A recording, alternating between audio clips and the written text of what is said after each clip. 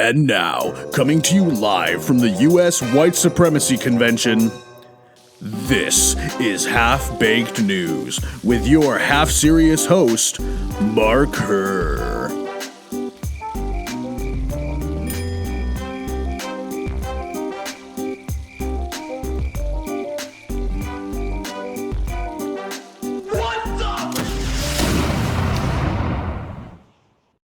Okay, everyone, welcome to the Center for Self-Governance webinar on the political weaponization of labels.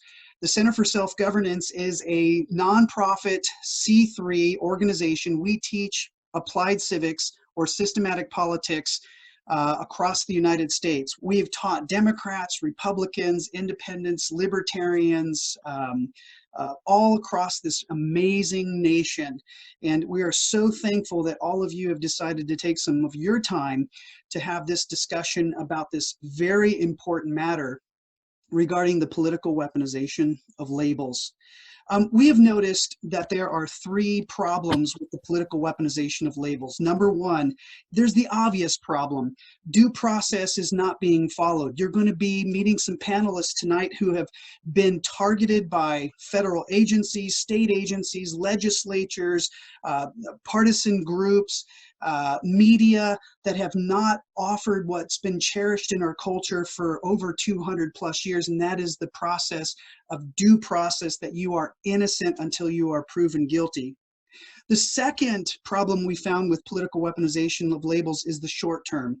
We are being used, in our organization's opinion, those of us who are labeled right-wing, extreme, white nationalist terrorists, we are being used as data points to drive Congress to create domestic terrorism code in the next 2 to 5 years. And this is deeply concerning to our organization and to CSG students nationwide. And we believe, and our organization believes, and it's the reason for this webinar, that our nation should be concerned with this, or deeply concerned with this trend. In the long term, and this is a little bit more technical, but our organization teaches political science, so bear with me. We believe that this is an overlying objective to convert our 7-boundary republic to a single-boundary republic. And what we mean by that, the original system of government in 1787 is viewed today by those who are labeling us extreme white right-wing terrorists. They believe that that system, that 7-boundary republic, is a racist, white, xenophobic, homophobic system that is needs to be converted through this process of labeling.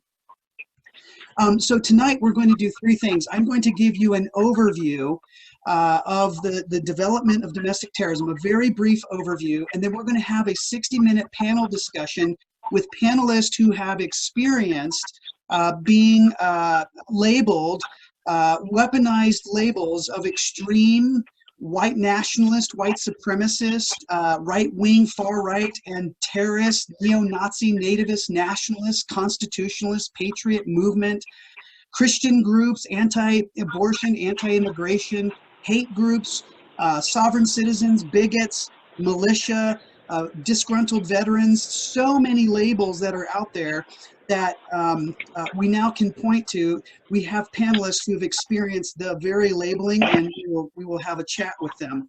And then to conclude our webinar tonight, we will have numerous calls to action. Like going to the restaurant, we'll have a menu of choices that you can make to interact with our government at all three levels, to make reform and repel this odious political weaponization of labels. Okay, so we know that President Trump, since the day he started running for office, the calls from the media and even the Democrat Party were to impeach him. Now you're going through an impeachment process right now, this week, going into next week. Even Senator Cruz gave a news interview today about the impeachment proceedings and the trials. So it's happening right now. We saw in the trials, and the American people recognize it, the lack of due process. Now, from the time he was elected, Congressman King will show you shortly that he was immediately labeled extreme white nationalist, white supremacist, even neo-Nazi, and even called a terrorist. Congressman King is with us tonight, and he was removed from his committee assignments last year, all on the basis of a newspaper article claiming that he was supporting white nationalism. Take a listen. This is a weaponized term created by the left to attack conservatives with. It's one of their weaponized terms. They have multiple weaponized terms now because they wore out the term racist, and they need to make up some new terms that they could be offended by. Washington State Representative Matthew Shea, we're hoping that he'll join us tonight. He is in the midst of the same thing here in the state of Washington. He's been accused of white supremacy and of participating in domestic terrorism events. And I hope that you will see tonight after this quick overview that these two things have been weaponized against those of us who support liberty or the Constitution or what these individuals believe is a racist Republican form of government. The extreme right-wing terror labels have caused death. Tonight we have Jeanette Finicum with us as a panelist. Her husband was shot and killed by the FBI and state of Oregon in 2016, and the media had labeled him well over 3,000+ times in a 24-day period an extreme white supremacist, nationalist, right-wing, far-right militia terrorist. And of course, she now has a wrongful death lawsuit in which she there's so much evidence to counter this, but of course we know the media and the narrative, they can't afford for us to have a fair voice. Imprisonment, I'd like to, Eric Parker, I'm hoping that he'll be joining us tonight. This is Eric Parker. He went to the Bundy standoff in 2014.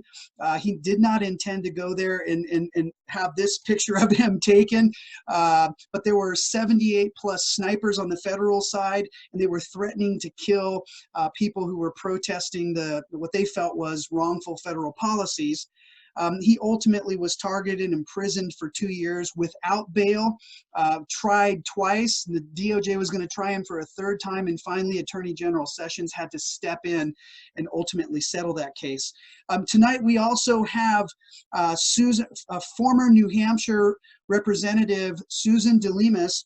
Her husband is a retired Marine, and he is currently serving 8 years in prison for the Bundy standoff. And what's important for you to note, he wasn't even there the day that Eric Parker is laying there on the bridge. He came the next day. And there's more to this story, and Susan will share that with us. Reputations have been destroyed using these labels: extreme white right-wing terrorist. Candace Owens sat for 5 hours in a hearing on white supremacy until finally Congressman Jim Jordan, exasperated, gave up his 5 minutes to her, and she simply stated, while she looked at the 3 white professors to her right, and she says, I'm Black, I lived in a Black community, and I can tell you that white supremacy is not on my top 100 list of things to be concerned about. And that was her testimony. And it turned into a heated exchange because these professors were white, and they were making the claim that white supremacy was somehow this major national crisis. And here's this African-American woman who happens to be conservative, right-wing. She's been targeted by Antifa, spit at, all kinds of crazy things. Reputations in business. Hopefully we have Keli Carender from the Tea Party Patriots. Her organization was one of the first founding organizations for the Tea Party movement during the Obama administration back in 2009 through 16. Her organization was targeted by Lewis Lerner and the IRS, and they ended up in a lawsuit. They won that lawsuit, but they were also labeled extreme white supremacist, nationalist, right-wing terrorists. The NRA was recently in San Francisco City Council. Government, elected officials introduced resolutions to declare the NRA a domestic terrorist, white supremacist organization.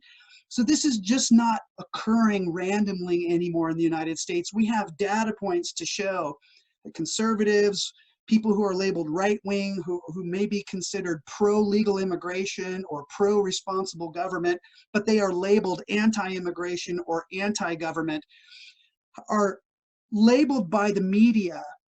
In our culture, we naturally don't want to associate with people who get labeled these things. But tonight, I want to show you how this has been weaponized at the federal level and why we need to join together to repel the political weaponization of labels from our country. Abortion is systemic racism. This is online, so they just tie it to racism. Then they say, if you're anti-vax, what if you're pro-vaccine safety? They call you a conspiracy theorist. You're anti-immigrant racist strategies. Well, what if you're just pro-legal immigration? You're anti-Islamic, so you're Islamophobic. Well, wait a minute. What if they are trying to overthrow the United States of America? Where does that fit into the conversation? We know about the Virginia Second Amendment sanctuary state. I'm hoping that Susan Lascalette, she's a Virginia Goochland County Commissioner. She's the driving force behind this movement. She's also a CSG Level 5 student in our civics program. But just today, one of the Democrats referred to all the Second Amendment protesters as having mental health problems. And their big push is that the reason for gun control is to take away guns from people who have mental health problems. Where does all of this come from? Where is this stemming from? It starts, we can start in 1993 with Waco. A religious group in Waco was gathering their weapons, and they lived in a compound, and they were labeled as a religious cult, right-wing extremist.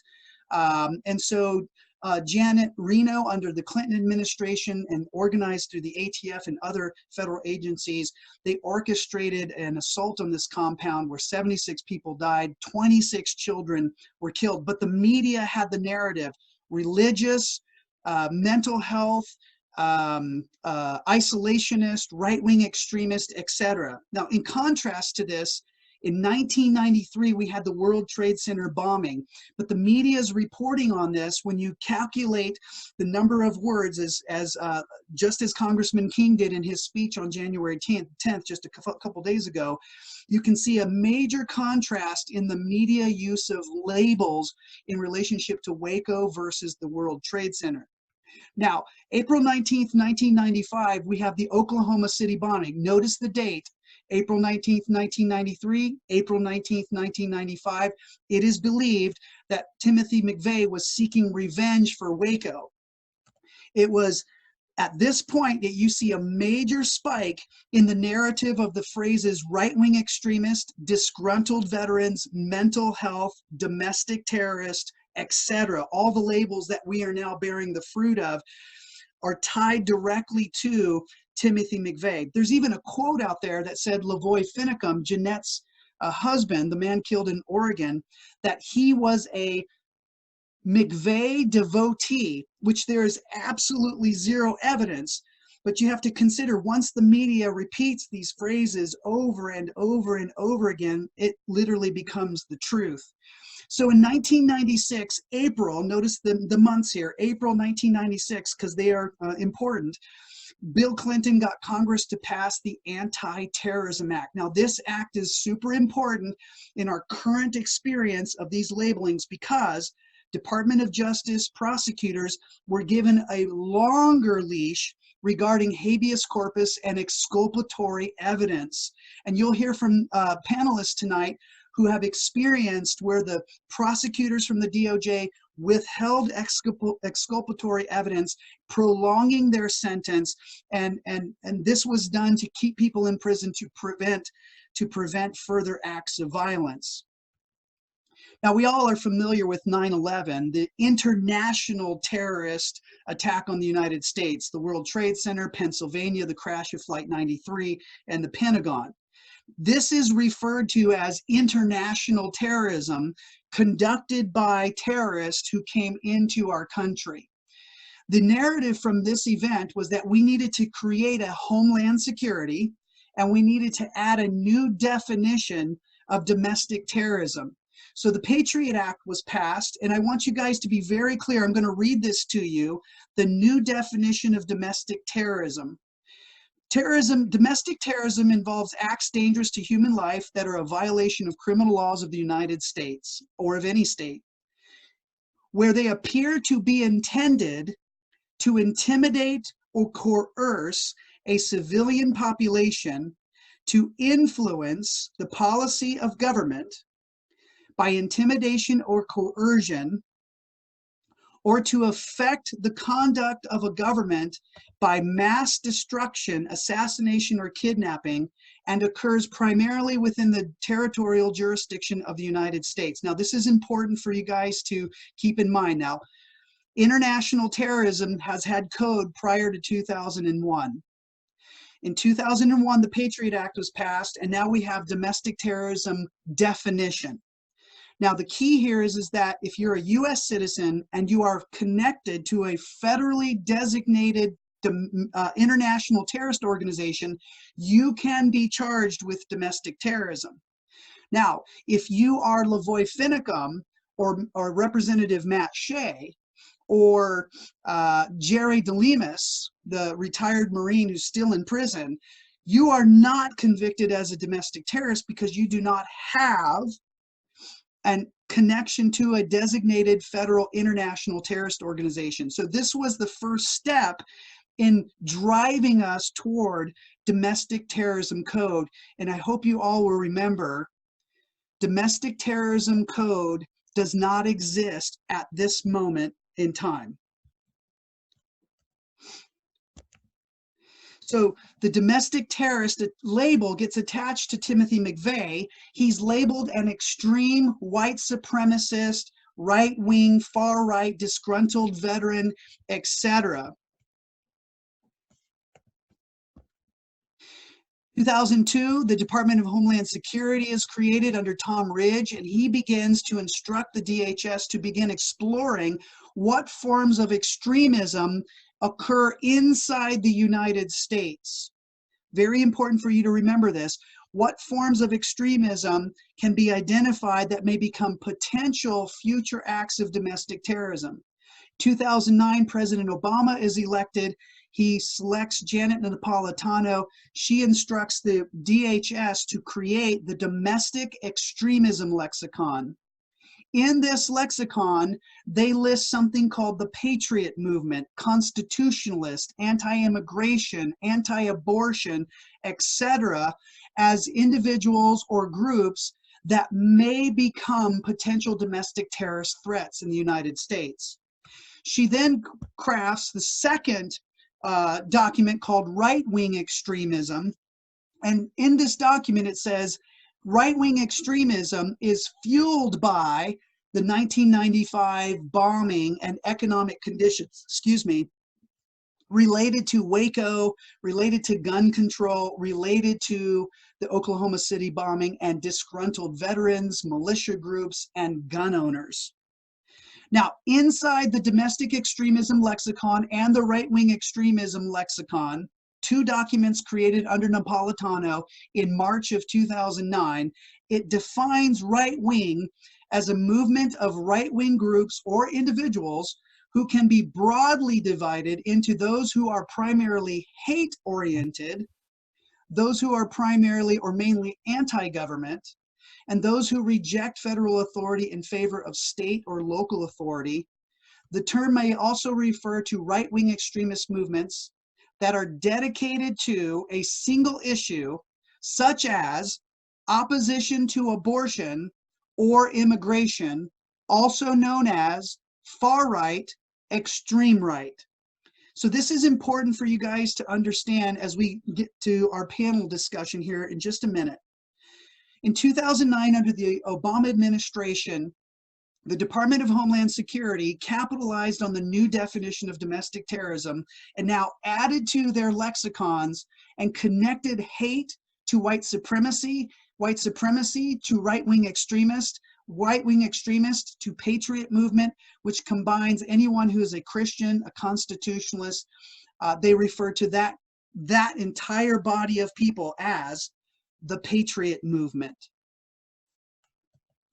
Now, during this time, in March of 2009, at the exact same time, the Tea Party movement came into existence, and they were labeled extreme white terror, right wing, right away by the mainstream media. Even the established Republicans started referring to them as extremists. even the Democrat Party, Nancy Pelosi, Senator Harry Reid, the mainstream CNN, MSNBC, Keith Olbermann, a whole series of these folks referred to the Tea Party movement as extremists. The Tea Party Patriots were created out of that Tea Party movement, and they had their political agenda, but ultimately they were targeted by the IRS. The IRS targeted these Tea Party organizations and added extra scrutiny and made it difficult for them to pursue their nonprofit status. And these Tea Party groups eventually banded together and sued. And in 2017, the DOJ settled with the Tea Parties. My organization, the Mid-South Tea Party, we were a part of that lawsuit because we were one of the first to be targeted by the Cincinnati office, directly connected to Lewis Lerner. They asked for our donor list. They asked for all kinds of crazy things. And we were like, this is ridiculous. And so we sued, became a class action lawsuit. We won the lawsuit, and a second lawsuit in which money was involved, and they were awarded $3.5 million for being targeted by the IRS. And based on the weaponization of the labels, extreme, white nationalist, white supremacist, right-wing, terrorist, etc. In 2014, at the Bundy standoff, Special Agent Dan Love, okay, this is Special Agent Dan Love that you see on your screen, the special agent in charge of this. He is running the operation related to the Bundy standoff. Now, he is involved in numerous other operations in which people have died. Some of them have committed suicide, and this is the event that Eric Parker was at. And what happened is that there were snipers, 78 of these snipers surrounding the Bundy Ranch, and particularly at this event right here that you see on your screen. But they denied that this was happening. And so people like Eric, who doesn't own cows, showed up to this event, and it resulted in what's popularly known as the Bundy standoff. Now, what's important for you to know, oh, there's a picture of me. I was there that day. I was on my knee. I was, because this was like very foreign to me. This was turning into a very bad situation, as you can well imagine. Senator Harry Reid of Nevada, where this event took place, said just a few days after these events, he said, these people who hold themselves out to be patriots are not.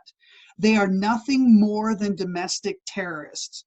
Now, this is important because he is at the signing of the Patriot Act. You can see this on your screen, overlooking President Bush. Now, he's involved in inserting the domestic terrorism definition. Okay, so it's not a small thing that he realizes the value of labeling these people as domestic terrorists. Dan Love, the special agent, what's not come out in the media is that this individual has been fired. He has been fired and released from the BLM because of corruption related to the Bundy standoff, and particularly the falsification of a threat assessment that he falsifies and transfers to FBI Director of Oregon, Greg Bretzing. Now, Greg Bretzing is the FBI director overseeing the Malheur occupation protest in which Lavoy Finicum is killed, and which the leaders of that protest are jailed, but ultimately are acquitted on October 27th, 2016. So Greg Bretzing is relying on a falsified threat assessment from a special agent of the BLM who has modified a threat assessment and passed this on to the FBI that's now used in the Oregon Malheur occupation to both weaponize the government to kill Lavoy Finicum and arrest these folks. And the key here is that the media had labeled these individuals as extreme, white supremacist, white nationalist, right-wing, far-right, alt-right, patriot movement, domestic terrorist. All of those labels are incredibly important in these series of stories. In 2016, we know that President Obama, in coordination with Valerie Jarrett, she is directly involved in the Oregon occupation. She is in contact with Kate Brown the day before Lavoy Finicum is killed, and she is in contact with Kate Brown, the governor of Oregon, the day after he is killed. Loretta Lynch, she is involved in the trying prosecution of all of these defendants from the Bundy standoff and the Malheur occupation. We know that James Comey and both McCabe are the leadership team in the FBI overseeing the operation, both in the Bundy standoff and the Malheur occupation. And we now have proof that the agents who served under them had targeted the President of the United States during the 2016 campaign season. And we also now have text message evidence from an attorney in the FBI, Kevin Kleinsmith, who obtained FISA warrants based on the Steele dossier and other things. But on October 28th, this is important, he states in a text message to other FBI agents, "I have initiated the destruction of the Republic." Now, why is this important? Because on October 27th, all of the defendants in the Malheur occupation are found not guilty. All of the leaders in the Malheur occupation are found not guilty the day before. Okay, President Trump is not president at the time, he's candidate Trump, and the FBI has been weaponized. And as you'll hear from Congressman King tonight, they increase the verbal weaponization of labels against now President Trump the day after he's elected. This is profound stuff. 2018, all of the leaders in the Bundy standoff have their case dismissed because the federal judge, referring to the DOJ prosecutor, states, "You have violated these men's constitutional rights," and so she dismissed their case with prejudice. Now, they've been labeled by the media as domestic extreme white terrorists. The FBI, we know, has been weaponized against our President of the United States currently while he's a candidate in 2016. And we know that the DOJ has been weaponized because they've withholding exculpatory evidence, and that's tied to the 1996 Anti-Terrorism Act. So this web is just mind-blowing. But it's worth noting that the Finicum family filed a wrongful death lawsuit in January of 28, and as we've acquired evidence in both of these cases, we are really starting to see this pattern of weaponizing these labels, weaponizing the federal agencies, as we have seen them weaponized against our president, as we have seen the media and even the established GOP in Congress weaponized against one of our own congressmen, weaponized against one of our own state legislators in one of our states from Washington, and I see that he's joined us. I'm glad to have Washington Representative Matt Shea with us. One of the FBI agents, Joseph Astorita, who is at the killing of Lavoy Finicum, he is charged with obstruction of justice because somebody in the FBI team shot at Lavoy with his hands in the air and then lied about it. And so the amount of collusion to violate the crime scene where Lavoy was killed is mind-blowing. But again, none of these things are reported in the media. None of these are talked by the partisan groups that you would think that would normally support liberty or Constitution. They don't rally around the facts, but instead they rally toward the label extreme white nationalist right-wing terrorists. President Trump has had to endure, you all know what President Trump has had to endure, whether you like him or not. You know that the media has gone after him. The Democrats are impeaching him. We've seen it with Mike Flynn and the leadership team from the FBI. Vice President Pence and his wife have been targeted in Southern Poverty Law Center as extremist white supremacists. We've seen it with Brett Kavanaugh. He's a white privileged supremacist sexual predator who deserves no due process. We've seen it with Carter Page and the FISA warrants by Ben Kleinsmith, the FBI agent who said, "I have initiated the destruction of the Republic." We've seen it with Sarah Huckabee being thrown out of a restaurant because she's connected to an xenophobic, nationalist, neo-Nazi, nativist, nationalist, white supremacist Donald Trump. We've seen it with Steve Bannon, who was on the board of Breitbart, which is listed as a far-right organization by all of the mainstream media. And he too was eventually removed from the Trump administration for being an extreme white supremacist, nationalist, terrorist, neo-Nazi supporter. Southern Poverty Law Center is at the heart of a lot of this. They provide information to transaction organizations that target nonprofits like ours to eliminate our transacting process. They have provided funding and research on right-wing groups to major universities, from the University of Maryland all the way to the University of Berkeley in the Center for Right-Wing Studies. And they are the #1 sourced entity in media regarding extreme white supremacist right-wing terrorism, and they simply repeat it over and over again, and they are sourced in thousands of articles nationwide, almost on a daily basis. With that, I would really hope that you guys would consider going to our website, centerforselfgovernance.com/PWOL. If you want resources on the political weaponization of labels, all of the data and the research that our organization has done to demonstrate this infrastructure.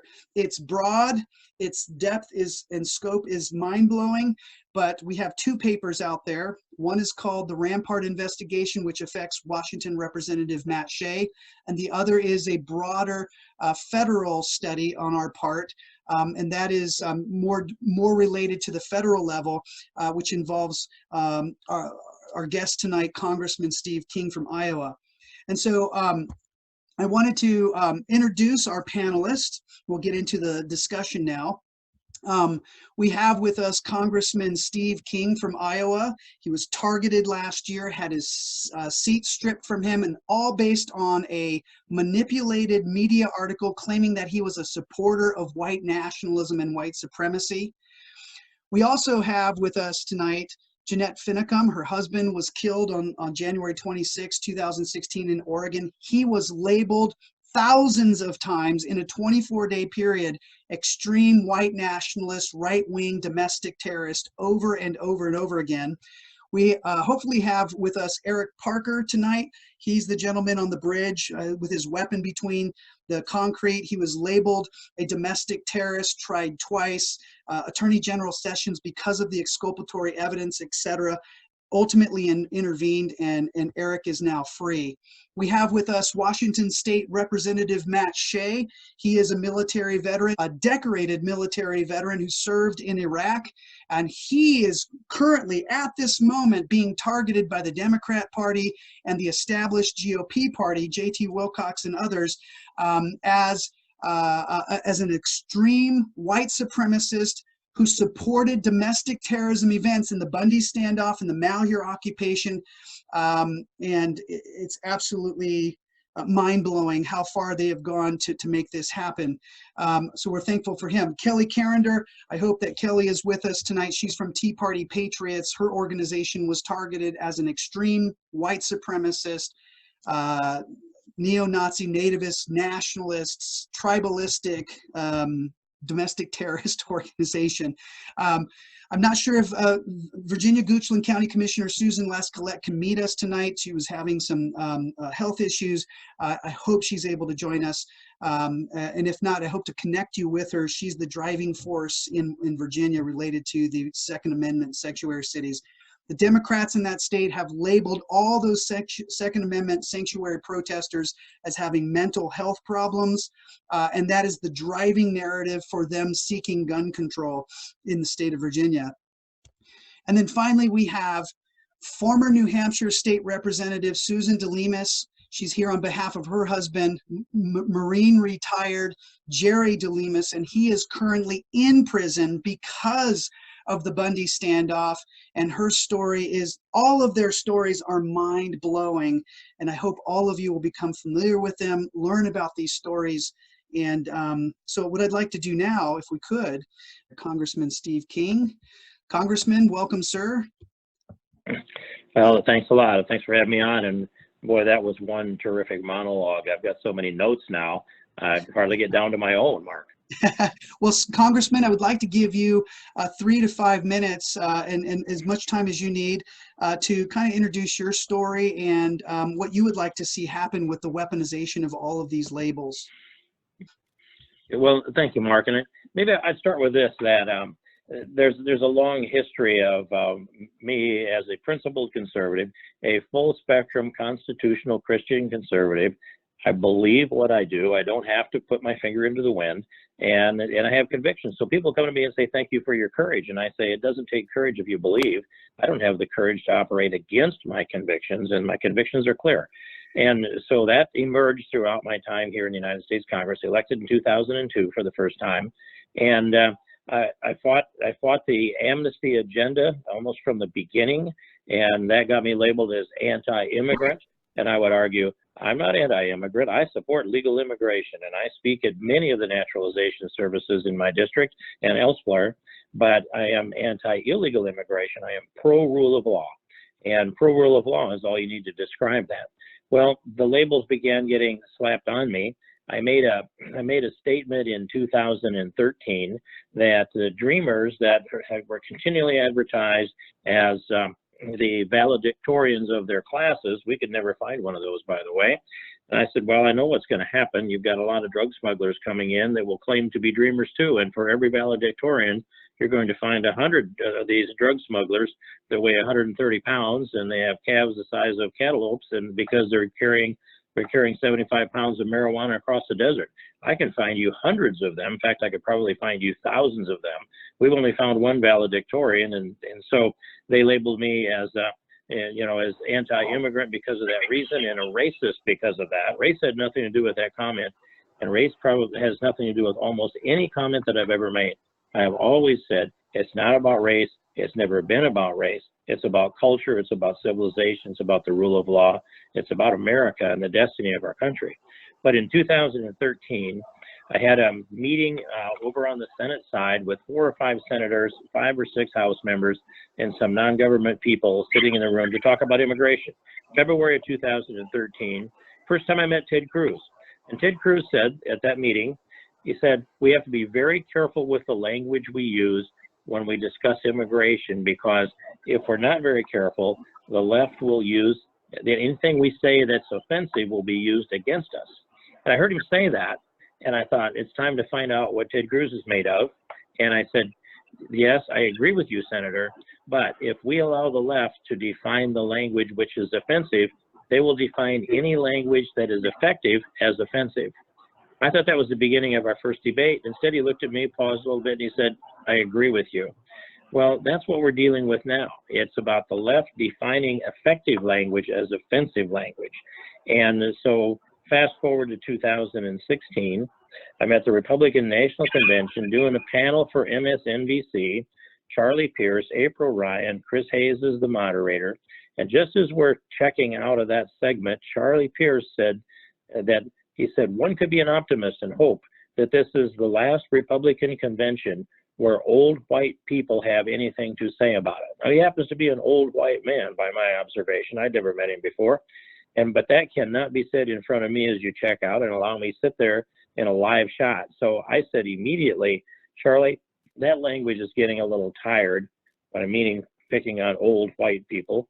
And I said, I'd challenge you to name another subgroup of people who has contributed more. Chris Hayes leaned over with a leer on his face, and he said, more than white people?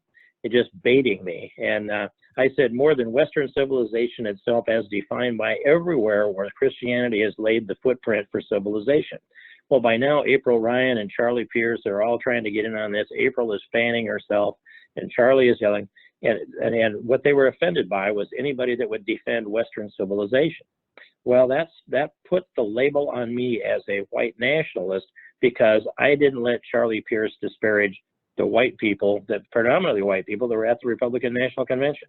So that label went on in about 2016. April Ryan ambushed me out at the Rock and Roll Hall of Fame later in that convention. She and another reporter, they had 80 minutes. Asked me and challenged me, are you a racist? Why aren't you a racist? We think you're a racist. And I continually said, say that word another time, say it 1,000,000 times because it's worn out. and it doesn't mean as much as it used to anymore. I'm not afraid of the label. Well, so we had that battle. And then then we move forward into this more current era. I would take you to, let's see, an example of an event in, I sat down at a table invited in Vienna to a group of business people, 5 of them that I had not met, 1 that I had. And in that meeting, the first individual that sat down on my right, he said, "Congressman, I think that you should know that you're seated here at the table with 2 homosexuals and a Jew." And the gentleman across the table said immediately, "Well, who's the Jew?"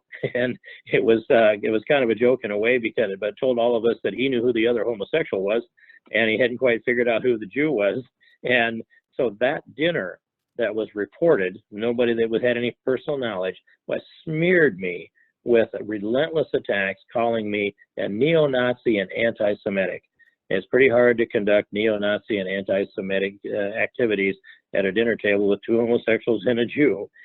That's how far off they are in anything that has to do with fact. But at that table, I told these were business leaders in that part of Europe, mostly Austrians. And I told them at that table, you need American-style constitutional freedom of speech. You don't have that in this continent, in the EU. And they said, we have more freedom than you have. And I named Elizabeth Wolf and Geert Wilders, and then I went outside of Europe and named Mark Stein as all people that have been convicted of hate speech. And they said, we don't lock people up for hate speech very often, but what we do is we convict them, turn them loose, and they learn their lesson. But in America, you could be the founder of a corporation, a CEO and a founder, and make a donation to the wrong group of people, the politically incorrect entity, and lose your company. And they named them. They knew what they were talking about. It caused me to think. But I had named Elizabeth Wolf, as I had, and Elizabeth Wolf, when in 2009 in Austria, asked the rhetorical question, if you have sex with a 9-year-old, does that make you a pedophile? Well, that happens to be, I guess I'll call it Quranic scripture of Muhammad's activities. He married his bride when she was 6 and consummated the marriage when she was 9. That was offensive to Muslims, even though that's the scripture of that's the content of the Quran. And Elizabeth Wolf was convicted of hate speech, and she appealed it all the way up to Brussels, to the European Union and the European Court. I know this lady. I'd had coffee with her there, and she's been to the U.S. now a couple of times since then. But I would say to them, in the it says, isn't the truth a defense in that part of the world? They said, no, you can't say things that are offensive. And so, but in this country, I believed that the truth was a defense. And so, and furthermore, that we didn't need to be telling the truth. Well, so I've been called a whole series of names: racist, bigot, Nazi, homophobe, fascist, nativist, white nationalist, white supremacist, xenophobe, Islamophobe, anti-immigrant. And with all of that going on, I've stood there and just uttered the truth, and believing that not only the truth will set you free, but I've long said that you can go out on that branch of truth as far as you want to go, and you can stand there and jump up and down and wave your arms, and some others might come out towards you on that branch of truth, but they've yet to invent the saw that can cut off that branch of truth and cause you to take a fall. I'm not sure that I'm right on that anymore, given what they did to me. But the nearly perfect storm that they created before the last election that really came to a head in late October and then, of course, early November of 2018 was an orchestrated event on the part of much of the media and a couple of billionaires that decided that they wanted to manipulate the establishment wing of the Republican Party also and get them all to pile on me. So they created that nearly perfect storm, and we weathered that. And I'll go through that quickly because it's fairly detailed, but we weathered that storm. And within a week or two, let's see, I'll say this, the way I've described it is, before Christmas, I won re-election by a margin of 3.4%. And then before Christmas, a top-notch political operative on a conference said to me, you need to understand that they're coming after you again. They believe they can destroy you. They were a little distracted by the midterm elections. Now they think they can turn all of the force of the media against you and force you to resign. Well, that caught my attention when they said that. And so I took his advice, And here was the path. They had a messenger chosen who was to go to President Trump and convince President Trump to issue a negative tweet on me. When that would happen, that would trigger the entire media firestorm across the nation, and they thought they could put so much heat on me they could force me to resign. Well, I knew the name of the messenger. I preempted this activity at the White House, and the president never took the bait. So we were successful in preempting this with the president. But the messenger, I met with the messenger on January 8th, and the messenger, I said, I know what's up. This is what the plan is. If you do this to me, I will blow this thing wide open. Tell that to the people you're working with. The answer I got back was, I would never do that to you, Steve. Well, that's the answer you'd get whether or not that was what was going to happen. And so I walked out of there on January 8th. January 9th, I got a primary opponent who announced on Twitter with no rollout plan. It had to be that he got a phone call that said, you have to announce now because we're going to unload on Steve King tomorrow. Well, so January 8th, I meet with the messenger. The people planning this against me got the message. I knew what was up. January 9th, they moved their primary opponent in place. January 10th, the New York Times story comes out, and they tell me, and in that story, they have me misquoted as saying, let's see, white nationalist, white supremacist, Western civilization, how did that language become offensive? And what I really said within that context would be, if he asked me the question about white nationalists and white supremacy, it's possible I repeated those words back to him in a response to his question, but I only asked the question, Western civilization, how did that language become offensive? The word that is singular. So in any case, none of that should have been enough to cause an uproar of any kind, and that couldn't be at least suppressed with a disclaimer statement, which I put out same day, and a floor speech the following day. But Kevin McCarthy, our minority leader, was determined to kick me off my committees, and he went on television on Sunday and he made that promise publicly, and not specifically into the microphones and the cameras, but in the green room he was quoted as saying, I'm going to kick Steve King off of all of his committees. Well, that happened the following Monday, and I could go through a lot of this, but here's the bottom line of it. Asking a rhetorical question, exploring a thought, being misquoted by the New York Times. There have been only 4 members of Congress that have been removed from all of their committees. And these 4 members, that's since 1900, I don't know about before that, 4 members of Congress removed from all of their committees, and the other 3 are either convicted or confessed federal felons. And I'm not guilty of anything. I'm kind of like the president's impeachment. They have to make something up, but they didn't even bother to make up charges against me. It's just, we don't want to have to, there was a strategy to use language to destroy me, and they are attempting to do that. These words of white nationalist that Kevin McCarthy took issue with, and he said that there's an interview that took place October 20th of 2018, when I got asked the question on television, what is a white nationalist? Well, I didn't really know what that was. I don't trade in that language. I'd never been quoted as ever saying those words before. And even that, in that response, I didn't say those words. But I paused a little bit and I said, well, it might have meant something different 1 or 2 or 3 years ago, but today the term white nationalist implies racist. Well, Kevin McCarthy took great issue with that. He said, that term has always meant the same thing. It's always been an offensive ideology. Well, you can say that, but if it was virtually never used, it really didn't have a definable meaning that one could hang their hat on. So we ran this through LexisNexis, and what we learned was this. The term white nationalist was virtually never used from the year, we just went back to the year 2000, on up into 2016, where it jumped up to 10,000 times in the year 2016, 30,000 times in 17, still up at 20,000 times in 18. What would bring about this phenomena? And I'm going to get to this conclusion now in this and tell you what the phenomena is this, that the left strategizes on what words they're going to use, how they're going to weaponize those words, and how they'll use them against people. And I gave you a whole list of names that I've been called.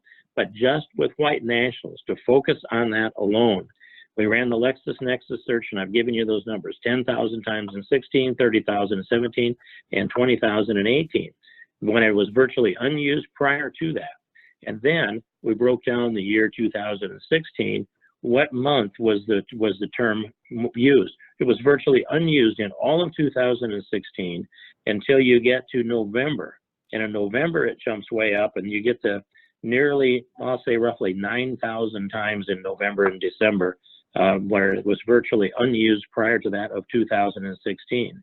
Then we broke down the day by day in November of 2016, and I predicted when it would jump up. That'd be November 14th and 15th of 2016. Reasons for that, I predicted it, I hit it exactly right, and the reasons for that are because the weekend, the Sunday after Trump was elected, the highest ranking Democrats gathered together at the Mandarin Hotel in Washington, D.C., where I am right now. And they were led by George Soros. His picture's on the front page of the article on Politico. There's one of the articles that tells about it. He had the hierarchy of the Democratic Party. And George Soros gave a program. Others did that same thing. But out of that conference came the resistance movement. In that conference, they had to have planned, we're going to weaponize and utilize white nationalists, white supremacists, and fascists, and Nazi, and other terms too. But they launched that in the Mandarin Hotel, and my data takes them right exactly to that Monday and Tuesday when they launched that. So this is strategized against us, and words are weaponized in the same way the IRS was weaponized, the FBI has been weaponized, the DOJ has been weaponized. We have to see this coming, and we have to get the public informed. If they knew what you all know that are on this line right now, and I certainly know by pretty brutal and nasty experience, then they would reject these kind of tactics because they don't want to have their freedom usurped by people who are counterculturalists, who are leftists, who are running completely against the principles that made America great. We have to have freedom of speech, and we have to have freedom of expression. And if asking a rhetorical question, whether or not one is accurately quoted, and I was misquoted on this, can destroy a life's work. They can target anybody they want to, anytime they want to, and destroy anyone they want to. I would encourage people to read the book by Douglas Murray called The Madness of Crowds. He goes into that in great detail. There's a lot more to be said, but I think that's probably enough for right now. Thanks.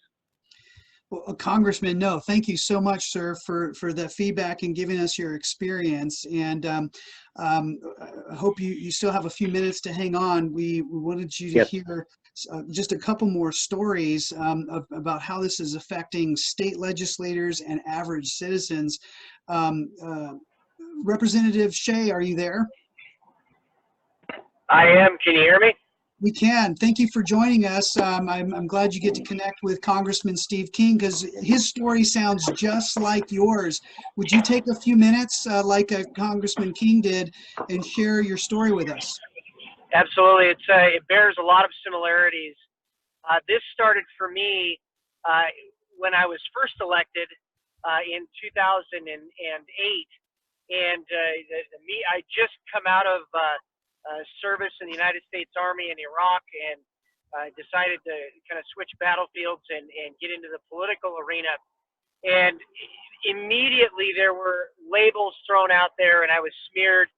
But where it really ramped up was in 2012, and it was over the issue of immigration and my stance on legal immigration when the Southern Poverty Law Center listed me as one of the dirty dozen top 12 worst legislators in the country, and the primary reason was because of my stance on legal immigration.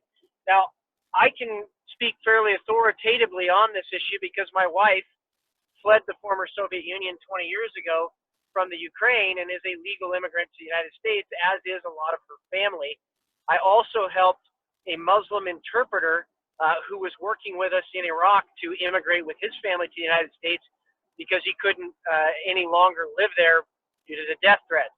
Yet, all of those facts, that truth did not matter.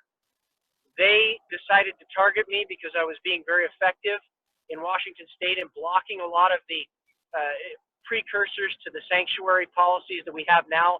Washington State is now a sanctuary state, and we have been trying to block that for years. It also picked up in 2014 when I heard the situation in regards to the Bundy family down in Nevada, and this idea that there could be free speech zones. And based on my own investigation, that there was very likely some misconduct occurring in the Nevada BLM and Forest Service, carrying over from a situation involving Wayne Hage, who was a rancher down there in Nye County, Nevada. And so when I began to hear this, I decided to go down there, and I arrived the day after the main event happened, and had a conversation with several dozen elected officials, current and former law enforcement, about what was going on. In fact, if I recall correctly, 40 Arizona state legislators signed a letter in support of the Bundy family. And yet, today, fast forwarding to the Washington state legislature, that is one of the events that they are using to label me a domestic terrorist for going down there. And not only is that flat out false, but it's a legally charged term, domestic terrorism. There's not even a law in regards to domestic terrorism as we would currently think of it. To be convicted of domestic terrorism in the United States, and as a side note, I'm also a constitutional attorney. I'm an affiliated attorney with the Pacific Justice Institute and an allied attorney with the Alliance Defending Freedom. The law at the federal level says you can be a domestic terrorist only if there's violence, number one. And number two, if that person is affiliated with an international terrorist organization that has been so designated by the United States government. And so in this report that they put out, the report, they alleged that a domestic terrorist was trying to promote armed conflict.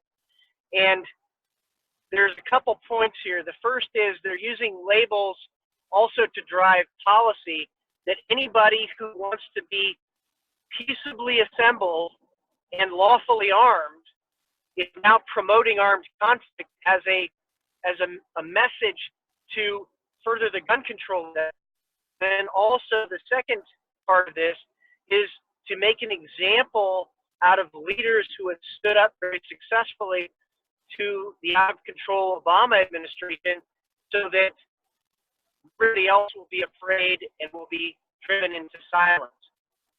Well, there was another event that occurred after that in Priest River, Idaho, which was very interesting, where a veteran had a stroke, and a doctor checked a box, effectively said, since that box was checked, that he no longer could possess firearms, and they were coming over to his house to do an inspection. So myself and an Idaho state legislator and the local county sheriff, along with 100 other of our closest friends, stood on his front lawn, and the VA backed down and reversed their position 2 days later. They called that an act of domestic terrorism, even though the county sheriff was standing right next to me on video at that event. Then there was the infamous Malheur refuge occupation, where they tried to say that because 6 state legislators from around the western United States showed up down there to figure out what was going on with the protest. And by the way, the protesters stated publicly their intent down there at the Malheur refuge was to be trespassed so that they could challenge the ownership of the Malheur refuge and a 1930s law that pretty clearly says that that refuge should be liquidated. But they used the label domestic terrorist. They used the label armed conflict. They used the label with me as well, white nationalist, white supremacist, nativist, in order to try to keep me silent. And I really want to highlight one portion of this that is completely absurd. Part of it that they labeled me white nationalist, white supremacist over was because I go to a God and Country celebration in a place called Marble, Washington. They allege that Marble, Washington is a white nationalist, white supremacist compound. Those are their words. The problem is the media for a year and a half has refused to interview the two black pastors that live there, who are very upset about being called white supremacist and white nationalist. And this is the kind of, cognitive dissonance, but intentional misrepresentation without any regard for the truth that we're seeing through this weaponization of labels. And so this culminated in the Democrats here in Washington State commissioning a report from an investigator who was a donor to the downtown Seattle mayor, and according to some reports, a dyed-in-the-wool Marxist, to do an investigation into me, spending $120,000 taxpayer dollars to do this so-called investigation. The Republican leadership, very unfortunately, went along with the investigation because, and this is key, I had been elected the caucus chair the year before, and I was told, I was actually warned, your days are numbered now because we can't have a constitutional Christian conservative in a position of leadership in Washington State. And so the Republican leadership went along with this. I was given and afforded no ability to respond to it. The report came out with obvious predetermined conclusion, alleging that I was a domestic terrorist for these three events. And then unilaterally, the Republican leadership stripped me of all committees, and now they're considering expelling me from the legislature. And it bears in mind that the only representative in the history of Washington State to ever be expelled from the legislature was expelled only after they had been afforded due process, number one, and number two, they had been convicted of a crime. That clearly hasn't happened in this case, but I think it is a warning to everybody else in the United States that they are going to start using weaponization of labels to impose their version of what they think the election results should have been, and to overturn the election results that they disagree with using illegitimate processes, and thereby silence really any opposition. And with that, Mark, I really want to thank you and Center for Self-Governance for having me on tonight. Representative Shea, thank you so much for being here and sharing your story. It sounds so familiar to the federal experience of Congressman King. Can you give us a really quick update? What's going on with the legislature? Are they stalling? You've been there for 2 days now? Yes, well, there have been over 36 material witnesses that this so-called investigator failed to interview that are coming forward now. And all of a sudden, there is a reticence to have an expulsion vote, but they really want to keep hanging this over my head, that I have no committees, therefore I must be ineffective, and therefore, that they would call for me to resign. I'm obviously not resigning or quitting or stepping back. Because there's been a huge push of support on the other side from people that realize what's happening. They're seeing it happening at the national level with the president, with Congressman King, and also now at the state level, and they're saying enough is enough. So I see this actually as a positive thing that is rallying people and waking people up to what's happening in our country. Well, I appreciate you taking the time, Representative Shea. We're going to have a couple other panelists, and if you guys could just hang for a few more minutes, we wanted to ask all the panelists a question before we introduce our calls to action, which we have several calls to action that I think is going to be very important in repelling this political weaponization of labels from our communities and from our nation. I'd like to ask Susan Delemus if Susan, are you there? Yes, hi. Yes, Susan Delemus. I keep saying it wrong. I apologize. Former representative from New Hampshire. Susan, thank you for joining us. Your husband, a retired Marine, is still in prison for the Bundy standoff. Could you take a few minutes, like Congressman King and State Representative Matt Shea, to speak to us about your situation experiences? Well, first of all, I wanted to start off because I think that we need to talk about the weaponization of media. And that's something that is sort of, I don't even know how you get people to understand just how deep we are into having a propaganda machine, and that the mainstream media really is the propaganda machine, and it is used, it is weaponized, and it's being used by, you know, by the people who want to label us. I've been labeled, as a matter of fact, right now, you all have the privilege of listening to New Hampshire's great birther. That's me. Because when I got into office, one of the first pieces of legislation that I proposed was to require anyone running for president or vice president should produce a birth certificate. And it wouldn't have had any, at the time, we had Obama as the president, but I wrote the legislation so that legislation would not touch him, that it would be enacted later after his tenure. But it didn't matter because they loved jumping on that. I'm the great birther. I spoke with Buckley, who is the DNC chair here in New Hampshire, on a radio show, and he labeled me right on the radio show. Oh yes, well, she's just a radical right-wing insane person. And I mean, like, this is on public radio in New Hampshire. I think my constitutional conservatism and my husband, he's like, we're two birds of a feather, but I must say, he's stronger than I am. He's much stronger, I think, than I am, and a better communicator.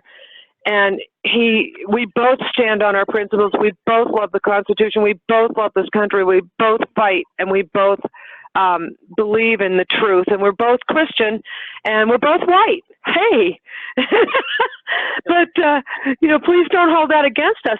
But they have, and you know, I know that careers are ruined. Businesses are ruined.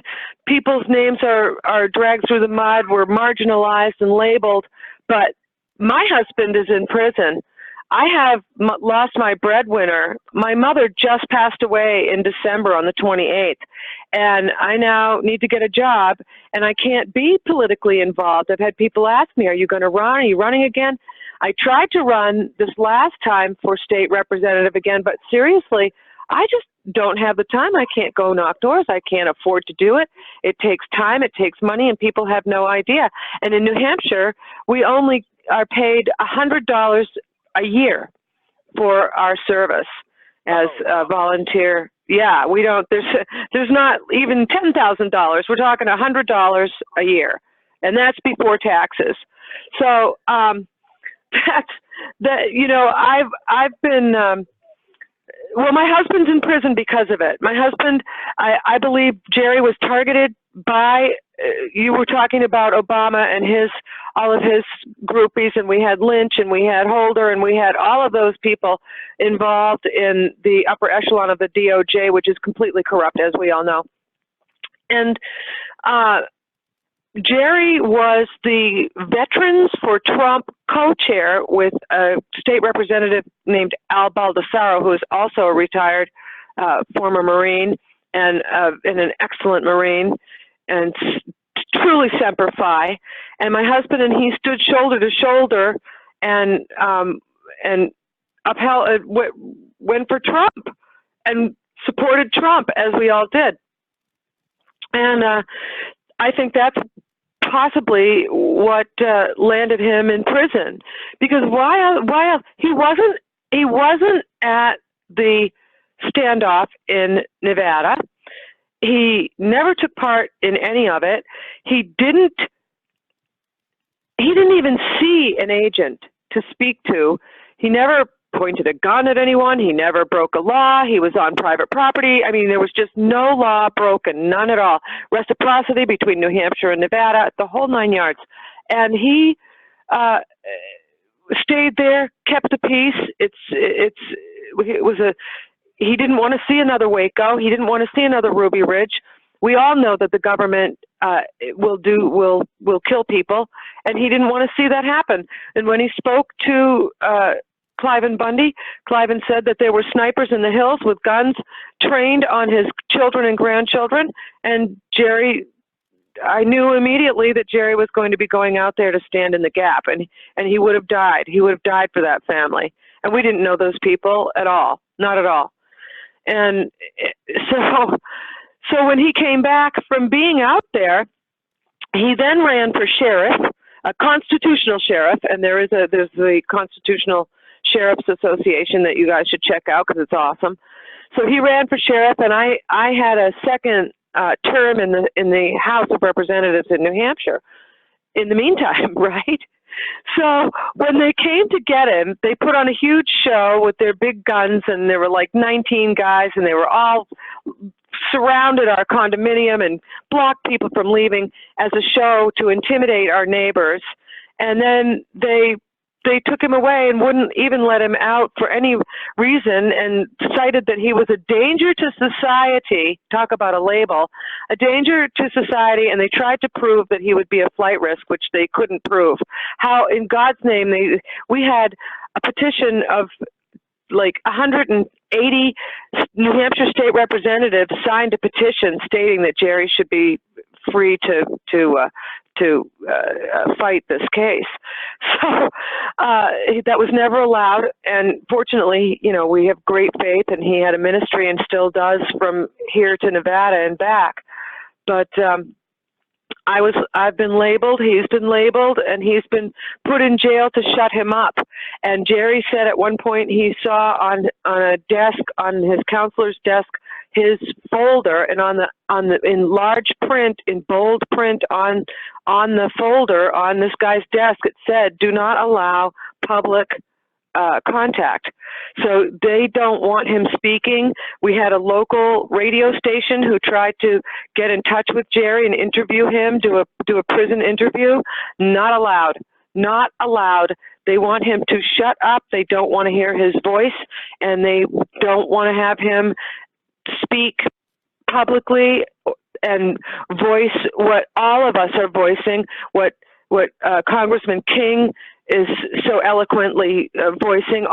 Everyone who's on this entire webinar right now, I think, we're birds of a feather, and we either hang separately or we hang together. And I miss my husband terribly because he's the one who should be speaking.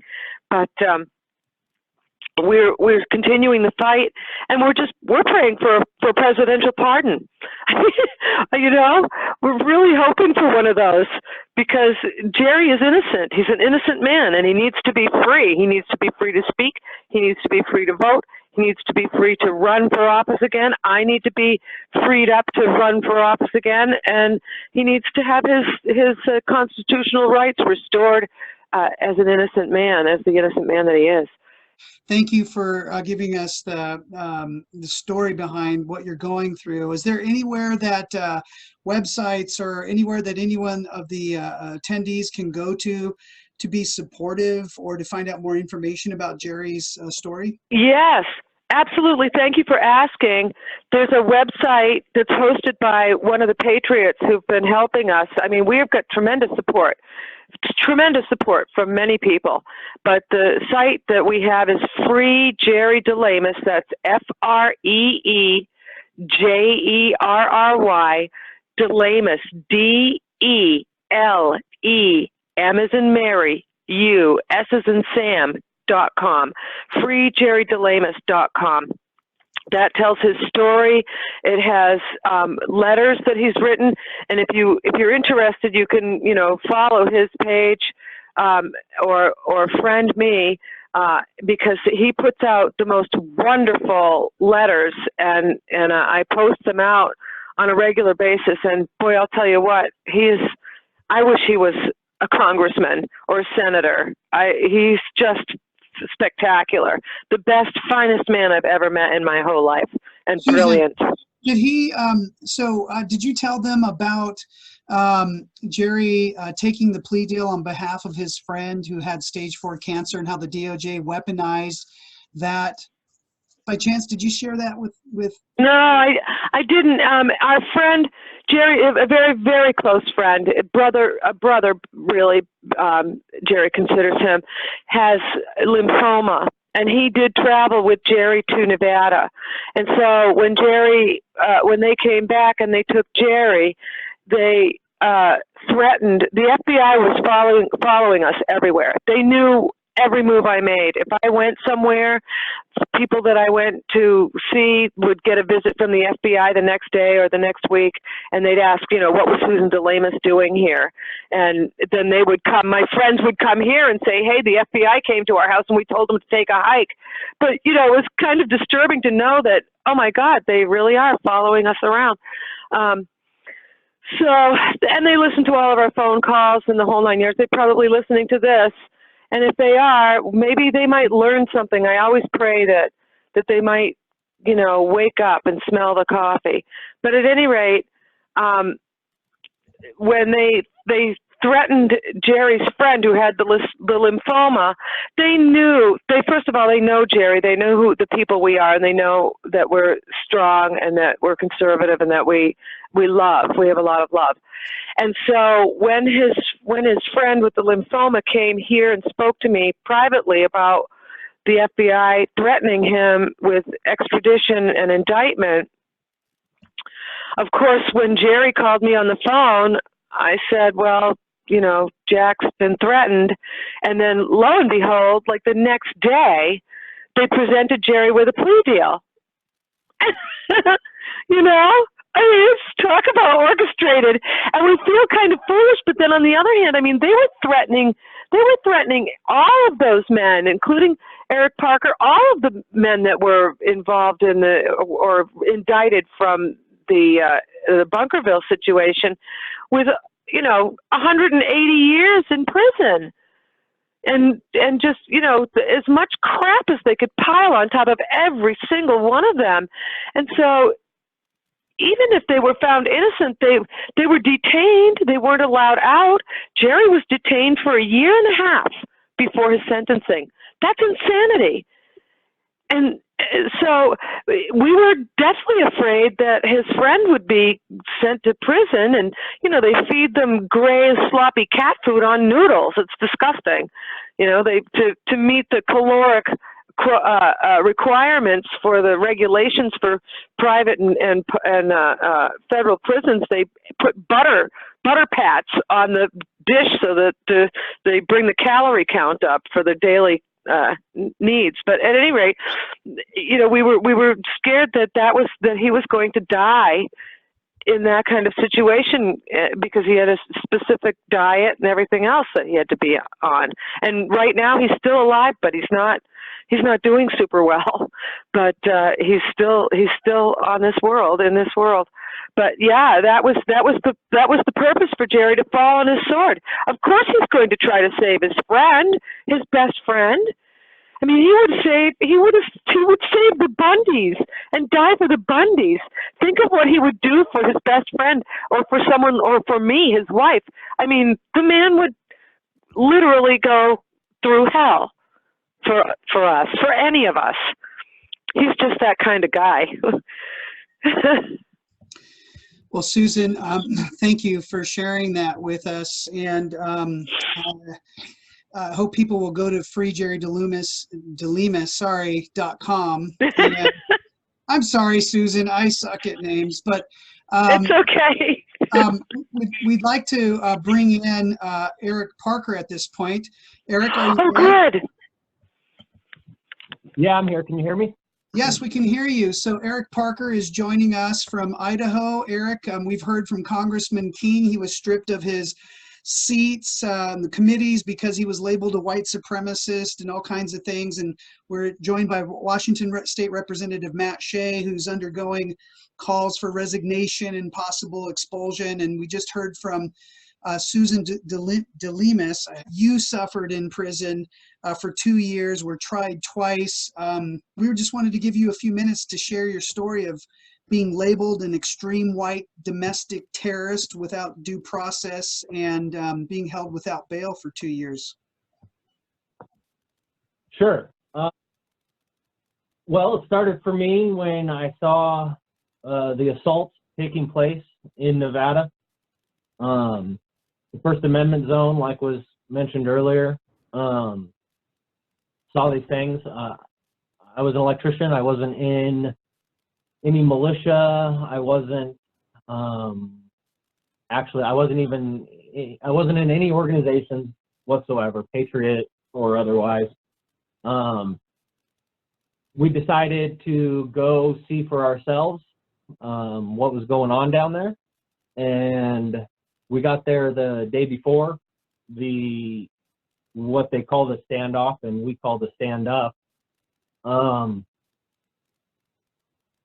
Got in the next morning. We set up camp at what they called in the indictment the militia camp.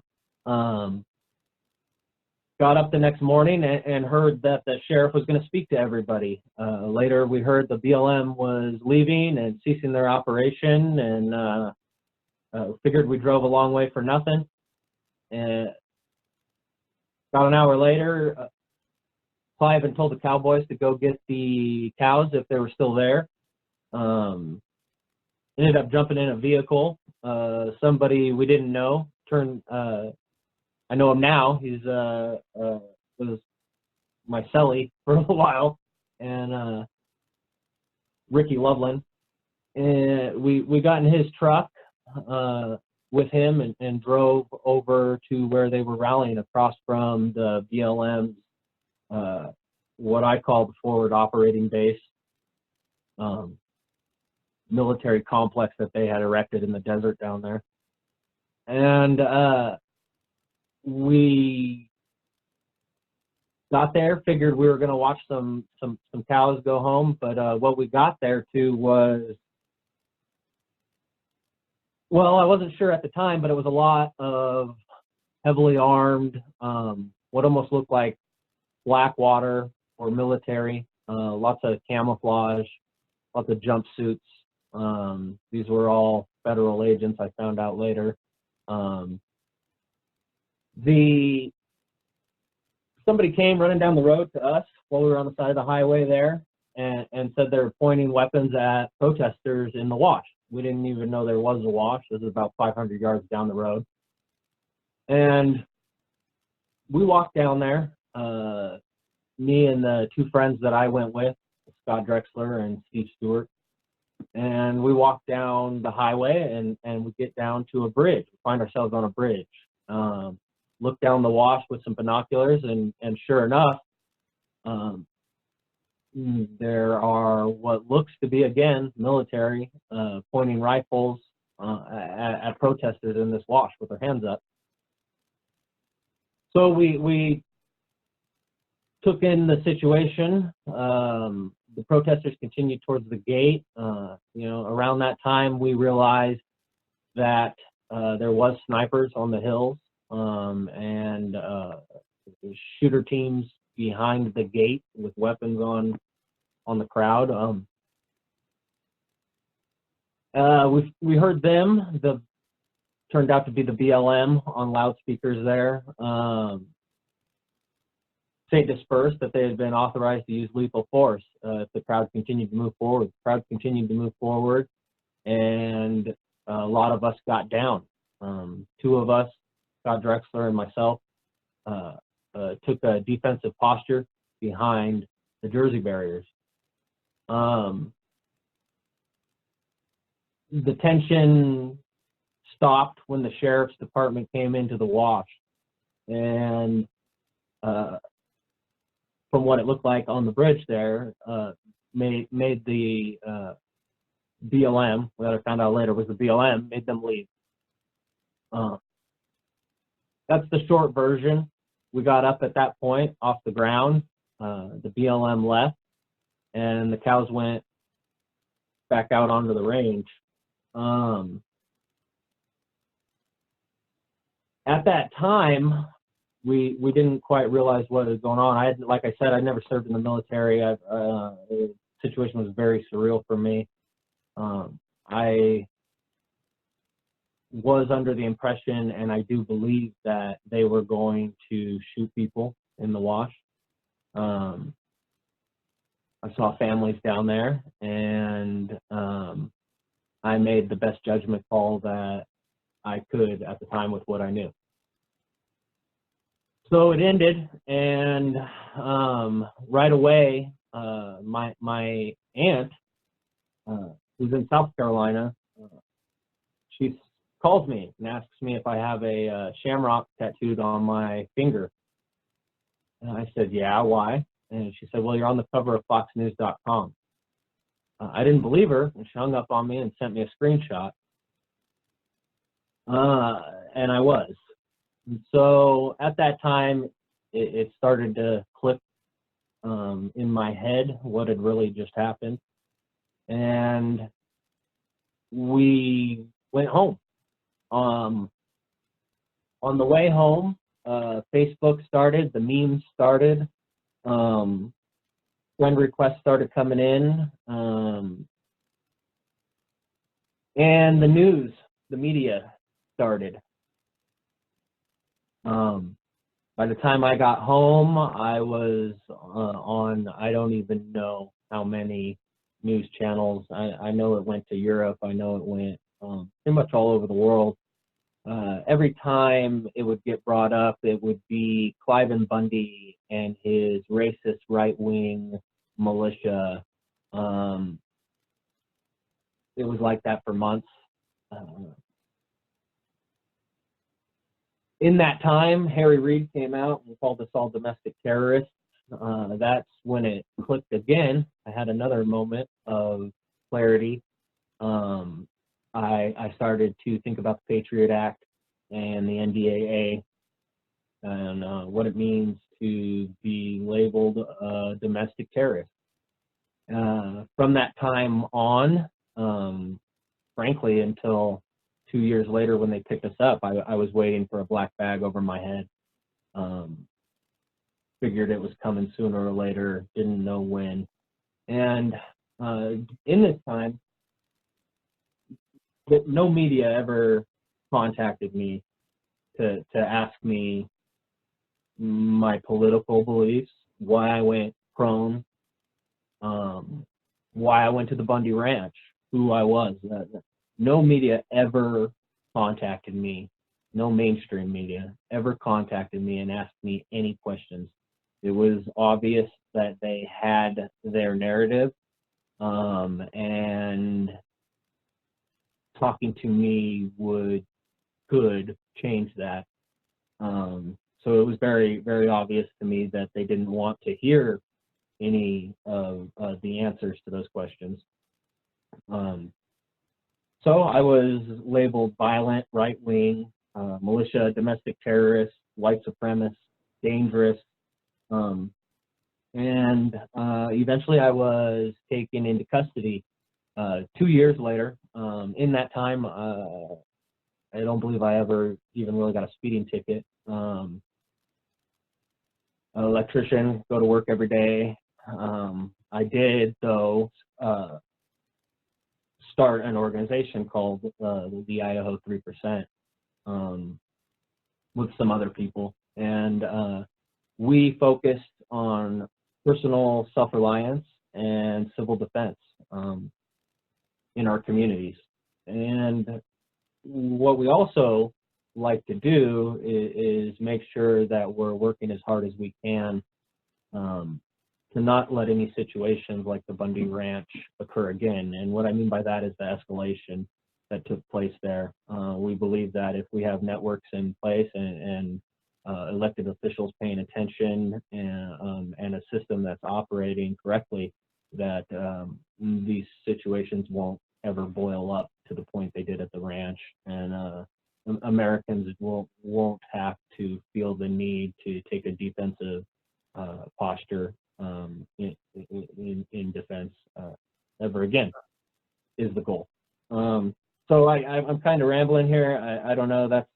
I was labeled. I was put into prison. The indictment was 19 counts, 16 counts. I don't know. You lose 10 after 10.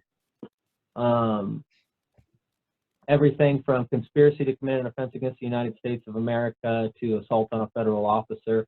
We had mandatory minimums tacked on for weapons enhancements, what they called use and carry of a weapon in a crime of violence. Nobody was hurt at the Bundy Ranch. There was nobody was hit with any rocks. There was no Molotov cocktails. There was no cars turned over or burned. There was, I believe one person did slip walking into a wash and hurt themselves, but that was it. We were all labeled violent. There was no bail, and we were labeled flight risks. These labels, I went through 2 trials. I've seen the discovery in these 2 trials, so I've got a unique perception as to what the FBI would call Tier 1 through 5 domestic terrorists. They have a tier system. Our organization, the Idaho 3%, was a Tier 1 domestic terrorist organization in my file. I was a Tier 2 domestic terrorist in my file. There was no proof of that. I've never been convicted of anything even remotely close to that. I have no felonies. And the FBI, though, in my paperwork, considers me violent and dangerous and a Tier 2 domestic terrorist. So yeah, is there any questions you have, Mark? Yes. So, so you were never charged as a domestic terrorist? Were you ever charged with a hate crime as like a white supremacist or anything? No, there was none of that.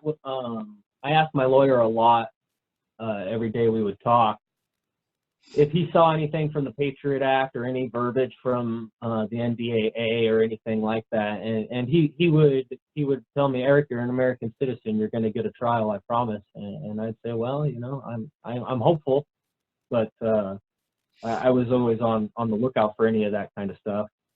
So it's interesting to note that you were never charged as a domestic terrorist. You were never charged with a hate crime, but you were labeled in the media as an extreme white supremacist domestic terrorist.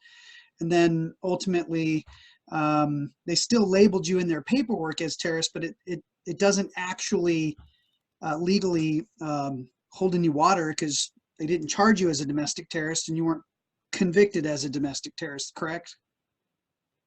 Correct. I wasn't convicted of anything, nothing. I took a misdemeanor obstruction plea instead of going to a third federal trial. Yeah, it's crazy to go through all those details because here you have a congressman labeled, a state rep. You've heard from a former state rep, her retired Marine husband's in prison for these things. You've gone through this process. You've even seen the paperwork where they've labeled you a domestic terrorist, but you were never charged as one because you weren't connected to an international terrorist organization. So Eric, if you would hang on, we just have a couple more panelists who are going to give their story, and we want to ask all of you guys a question here in just a second. Thank you for sharing your story with all of us. Oh, could you tell them about Todd Engel real quick? He's an Idahoan. He's still in prison because of this, and what people can do to learn about Todd. Yes. So Todd Engel was from Northern Idaho, is from Northern Idaho. He went to the ranch as well. He did not go with the 3 of us. We didn't know each other at the time. He was just another person who saw what he would consider an injustice. And he drove down there. He got convicted. He was arrested, detained, and indicted with the rest of us. He was in our first trial. The first trial was what was called, what the government called the gunman. And he was in that first trial. He was convicted of interstate travel in the aid of extortion and I believe obstruction, felony obstruction. Todd Engel, so there's a lot to our story, right? And it's hard to cover everything else. But in the second trial, we had a whistleblower, Larry Wooten. He came out, he blew the whistle on quite frankly, crimes committed by the DOJ and the Department of the Interior. That's what caused the case to be thrown out eventually. But unfortunately, we had already gone through 2 federal trials, and Todd Engel and Gregory Burleson were both convicted. The fact of the matter is they did not have that exculpatory evidence. This is the reason it was thrown out. Would you let everybody know what your Facebook page is? We've had several people asking for your Facebook page. If everybody wants to grab that Facebook, you can follow Eric's story. Jeanette Finicum, we'd like to bring you on. Hi, Jeanette. We wanted to give you a few minutes. If you could share with us, your husband was killed in January of 2016. You've been traveling the country with a film and his book.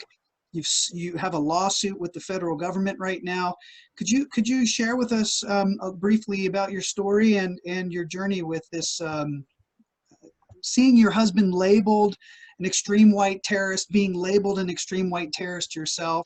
Right. Well, thank you for having me on, first off, Mark, and I want to thank the other panelists that are here tonight. Oh my goodness, their stories of courage and strength and standing against all odds.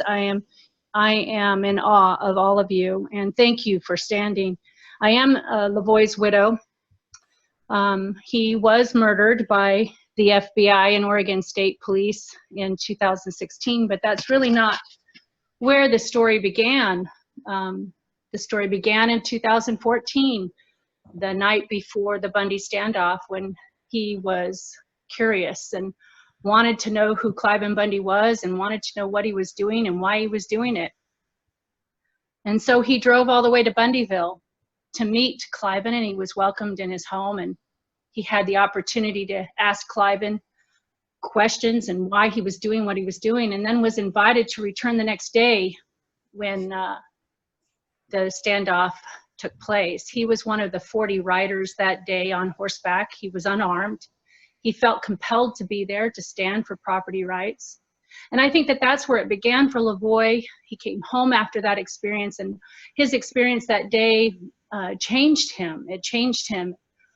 He got more involved. He did some reflection. You know, he wanted to decide what he was truly standing for, and if he was willing to go there to Bundyville and stand there, then what was he doing with his own life and ranch, and did he need to make some changes there? And so that's when he took his own personal stand and started documenting things on the YouTube.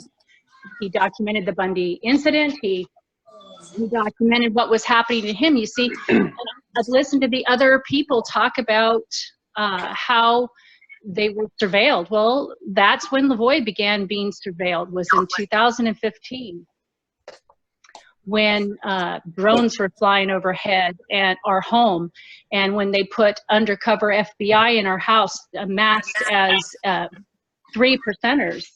And so they began to keep an eye on him as well, clear back in 2015, just because he was documenting his experience with the BLM. You know, they started to tamper with our water and tamper with our cattle in the process that was going on there.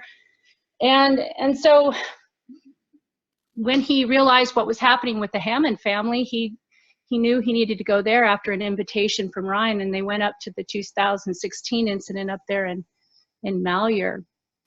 Again, he was standing for property rights. He was standing for the liberty for the individual. That was his main focus, was standing for those things and for the Constitution. Unfortunately, I think it was mentioned earlier by you, Mark, you were talking about Dan Love, who was the BLM law enforcement officer who had labeled all of the individuals in 2014 as domestic terrorists, and that they were an extreme terror threat to not only their communities, but to the United States of America. And he sent forward that same falsified threat assessment to Greg Bretzing, the head of FBI, over the 2016 incident up there in Malheur, Oregon. And so that particular falsified threat assessment named my husband the #1 threat up there. And so they put a target on every single individual up there. And that's when, you know, the media started to label lynch them, basically. The media is politicized. It has helped to facilitate the weaponization of labels and helping to destroy individual liberty and eliminating our due process system here. And they try individuals in the media. We are guilty until proven innocent. We have no recourse when they begin. And I was thinking about this today. You know, it likens unto witches when they were burned at the stake, or in France when they started to use the guillotine, or public hangings. You know, you have this rhetoric that goes out into the public gets riled up, they get in a mental frenzy, they start yelling and screaming at these individuals that have had no due process. They spit on them, they clamor for their death, murder them, kill them, burn them, hang them, good riddance, he deserved to die. Those are some of the things I heard from the individuals across the country. Is good riddance, he deserved to die. The media is very effective at stirring the public up with false narratives, with labels that are false. And the individual that is going through this has no due process. No, they are not afforded, the media does not afford the truth any longer. They do not speak the truth. And that has been our experience. And since my husband's murder in 2016, I have traveled the country trying to be an advocate, to defend who he was, to stand up for who he was, to not allow others to define who he was. I've had to fight the BLM for my own range, to be able to allow my cattle to range on my own property because they didn't want to recognize me as the legitimate owner of that property. I've had to fight for my water rights. I am trying at this time to hold the FBI, the Oregon State Police, and a host of other individuals accountable for his murder. Because due process is important for everyone.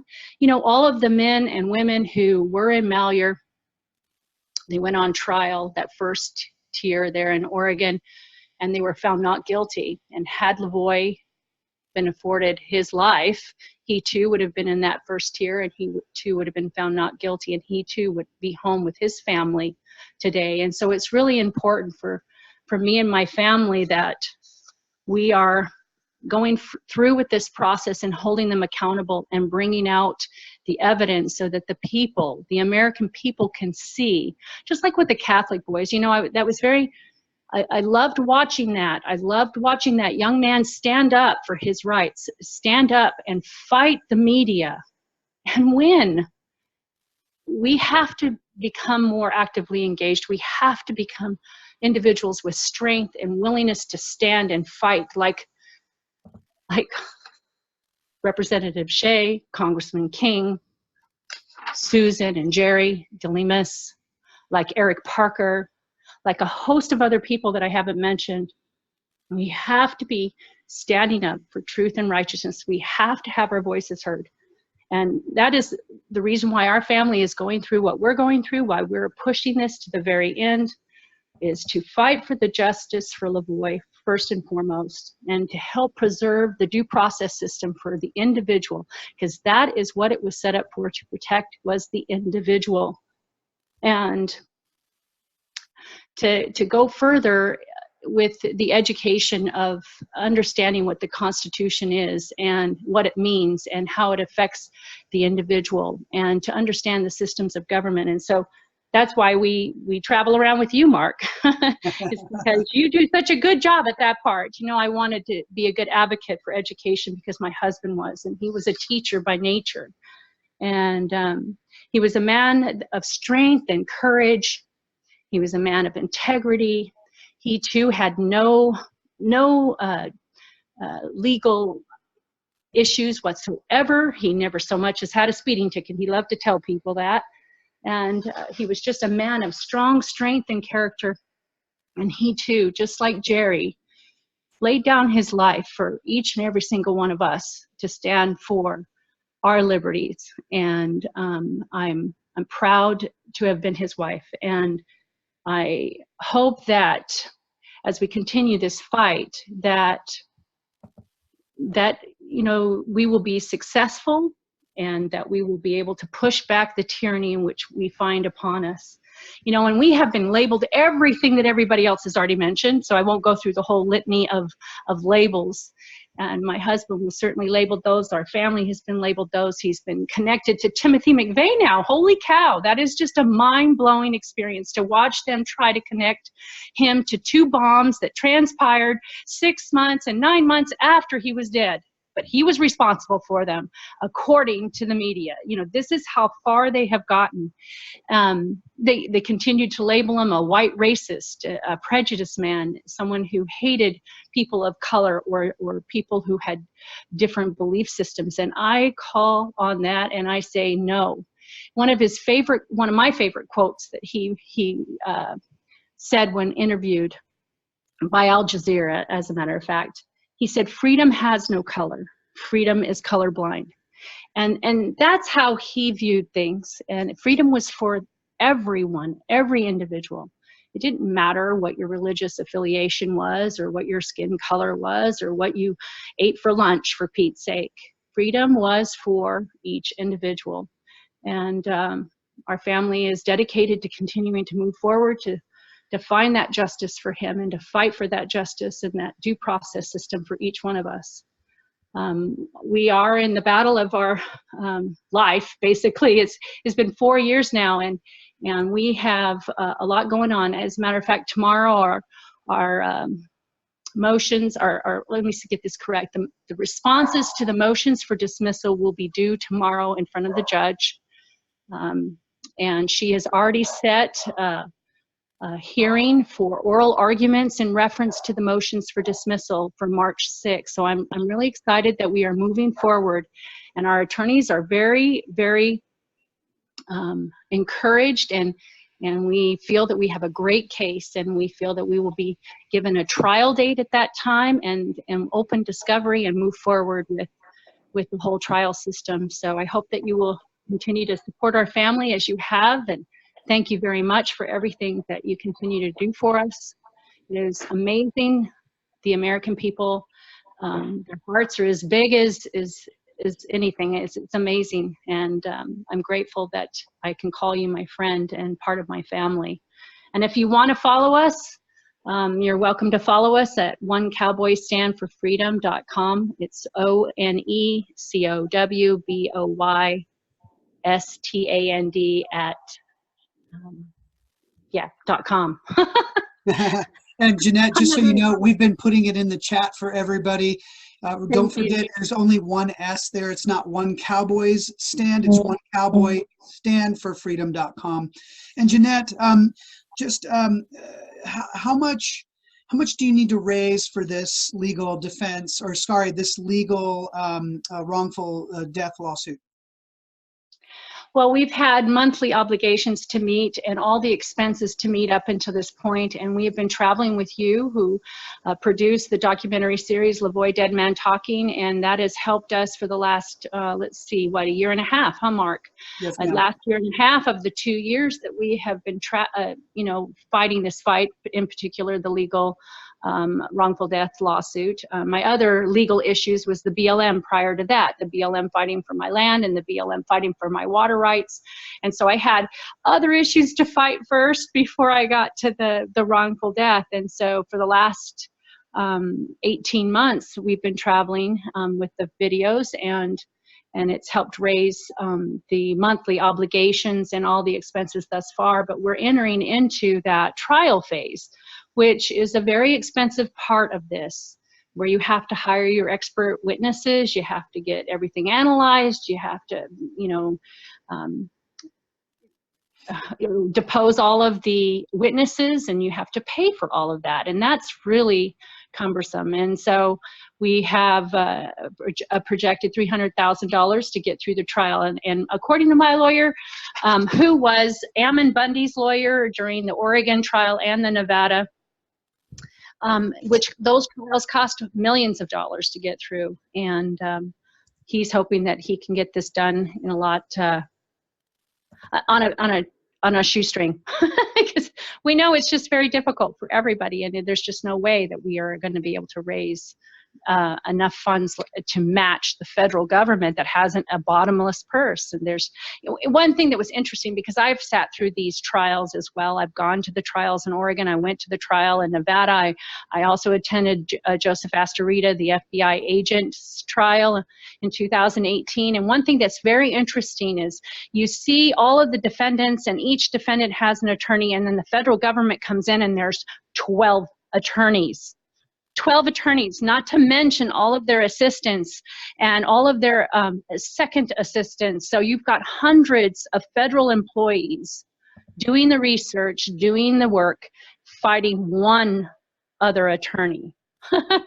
So we have an army against us. We have literally the entire United States government fighting against us. And so I'm grateful for the attorney I have. He has an amazing amount of knowledge in reference to these cases already. He has been privy to all of that discovery from the Oregon trial and Nevada trial, which attended the Astorita trial. So we have all of that evidence available to us already. So we're hoping that we'll be very successful in holding specifically the FBI and Oregon State Police responsible for LaVoy's murder.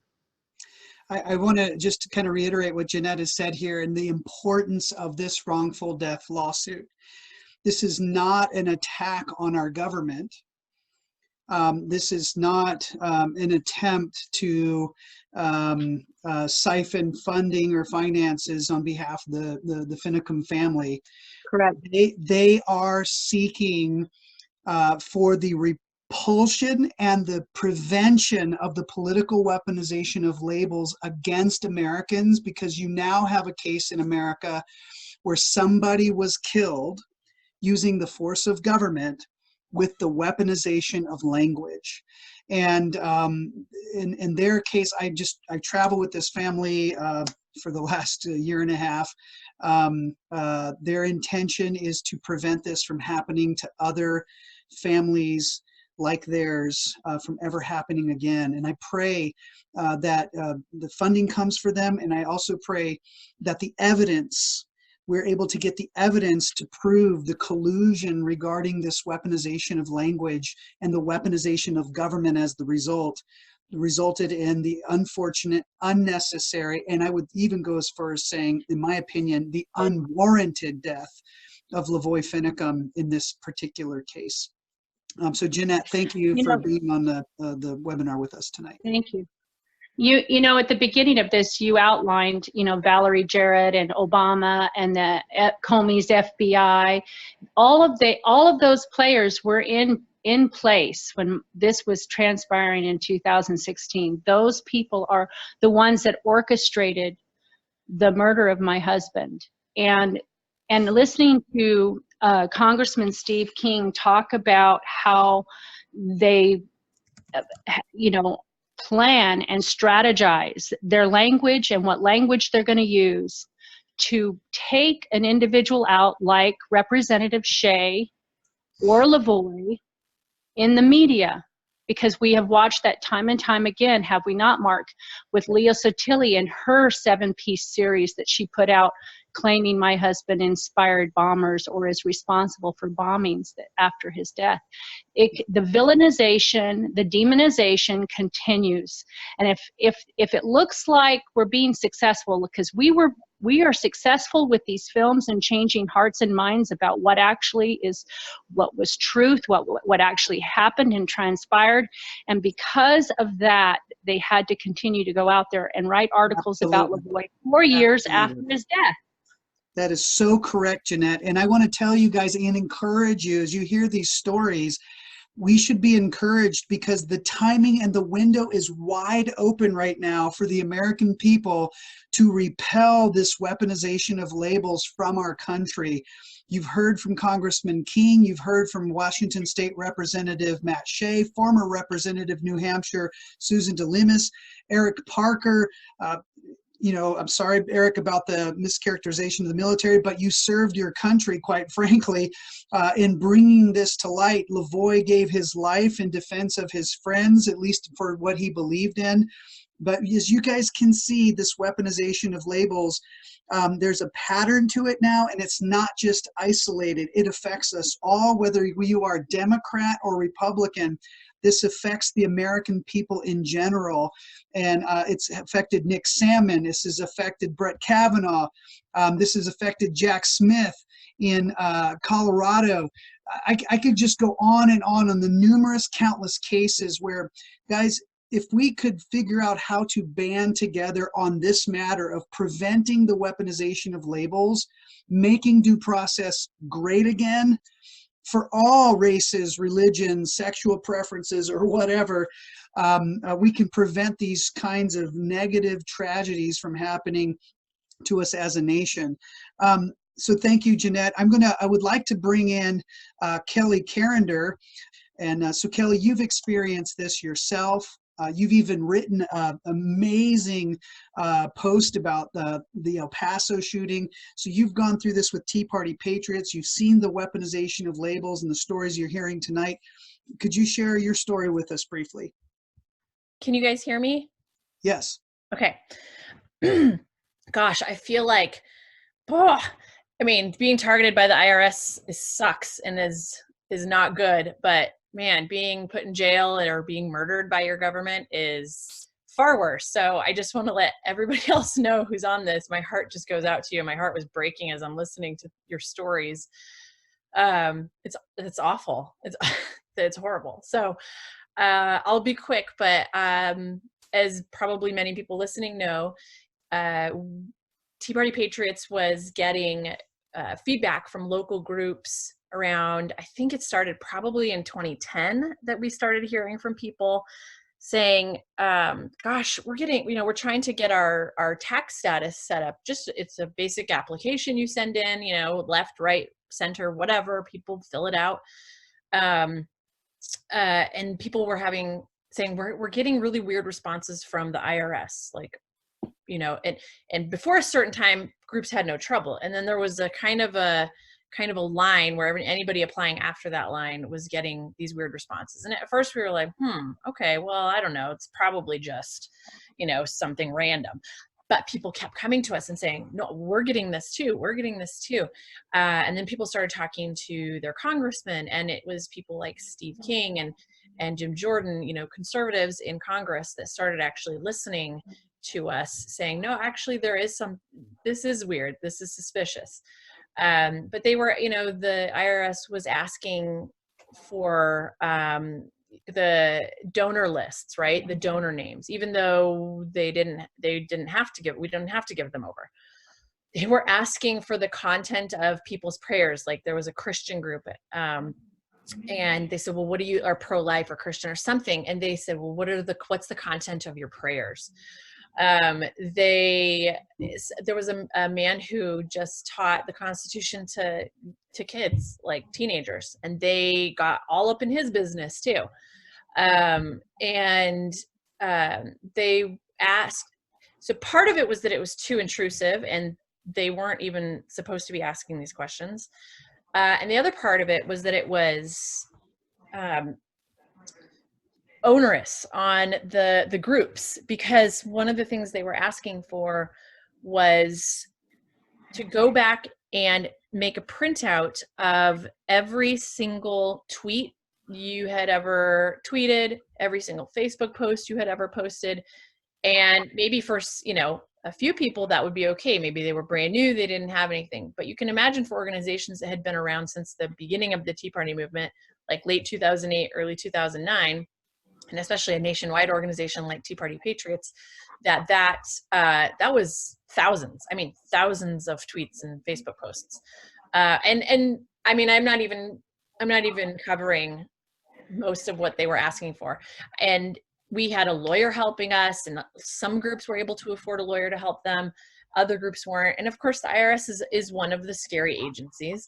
You know, they're one of the agencies that has the power to ruin people's lives. So one of the effects was groups shutting down and just saying, you know what, I don't need this. You have a person who started the group, who's a small business owner, who says, I don't need the IRS breathing down my neck personally. We also had a lot of people let us know. We were tracking this as well eventually. There seemed to be a high number of audits personally for people that were starting Tea Party groups. So, you know, fast forward to, I think it was, 2013, that Lois Lerner stages that little call and has a little staged question because the IG report was coming out, the Inspector General report on this was going to come out, so she was trying to get ahead of it. Oh yeah, just a low level employee. He made a mistake. He just happened to pull aside all the applications that were from Tea Party, Patriot, Constitution, Conservative, Christian, whatever their little list of terms. It was just him, just this one guy, which, you know, we obviously all know at this point was a lie.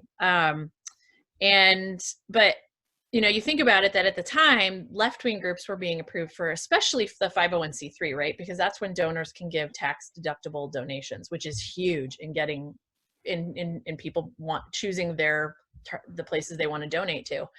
And so you have local Tea Party groups all across the nation trying to get a 501c3 status so that people can give and be tax-deductible, and have that gift be tax-deductible. So at the same time, you have left-wing groups being able to take in tax-deductible donations, and you have all these conservative Tea Party groups not able to. So that was a problem. They couldn't raise money. Local groups couldn't raise money. Local groups shut down because people were scared of the IRS. And people said, I was going to start one. I was going to start a local group. I was really excited, but I'm not going to get into this mess with the IRS. So, you know, eventually Congress got involved, and Jenny Beth Martin, the co-founder of Tea Party Patriots, was scheduled to testify one day in front of Congress about this. And the night before her testimony, the IRS contacted us and said, oh, you've been approved. Your 501c4, how many, 8 years later or whatever, has been approved. Literally the night before she testified. We were like, sure, okay. So, yeah, and you know, like I said, I mean, I'm thinking about people's freedoms. I mean, literal freedoms being taken away, and your body put in jail and being murdered, and being targeted doesn't sound as bad, but it's a step. It's right. It's on the way to these other violations of freedom. And really quickly, I just wanted to talk about an action item kind of thing, in a way that we can band together. And also bring in the idea of social credit, like what we see in China happening, this social credit. And while that may not be happening legally yet here, maybe it is behind the scenes, I don't know, but it's not out in the open like it is in China. It is happening just culturally, right? And that's part of the problem, is that people are so scared of being called a bigot or a racist or a white terrorist or an extremist, that they don't post about their views on Facebook, or they don't tell people what they really think. And at some point, we're all just going to have to get over that, because the more we are silent about what we believe and what we think and pushing back on these labels, the easier it becomes for the weapon or these labels to be weaponized and have power over us. So I read a lot about people talking about how we need courage, and we do. You need courage. And at some point, it could cost you your job, which is something every person has to think about for themselves, whether or not they can afford that. But I don't know, you look at countries where they've already lost the freedoms, or in history where they lost that freedom to speak. And it's only going to get harder and more costly. So right now, for a lot of people, it's not actually that costly. There might be people in your life that decide that you're an extremist, terrorist, domestic terrorist person, but you know your heart, you know you're not, you know your actions, And if we don't band together and speak up now, it will get costlier and it will get harder. And all that social credit, we have that just culturally. It's not legal, but it is cultural, and people are afraid. And so I try to say stuff on Facebook, at least, and I say, look, I know you're out there, I know you think like me, but you're afraid of the label that somebody might call you, and I just want you to know you're not that, and it's okay to have your viewpoints and to speak out. So just I said to Mark in a text, I think today, that it's like in the it reminds me of in The Labyrinth when whatever her name is, Jennifer Connelly or whatever, who's the actress, and at the end she realizes with the Goblin King, she's like, you have no power over me, you have no power over me, right? And she says it, and then everything comes crashing down, and she flashes back and everything's fine, and she's got her baby brother back and everything's totally fine. And that's how I feel like it's an emperor's new clothes thing.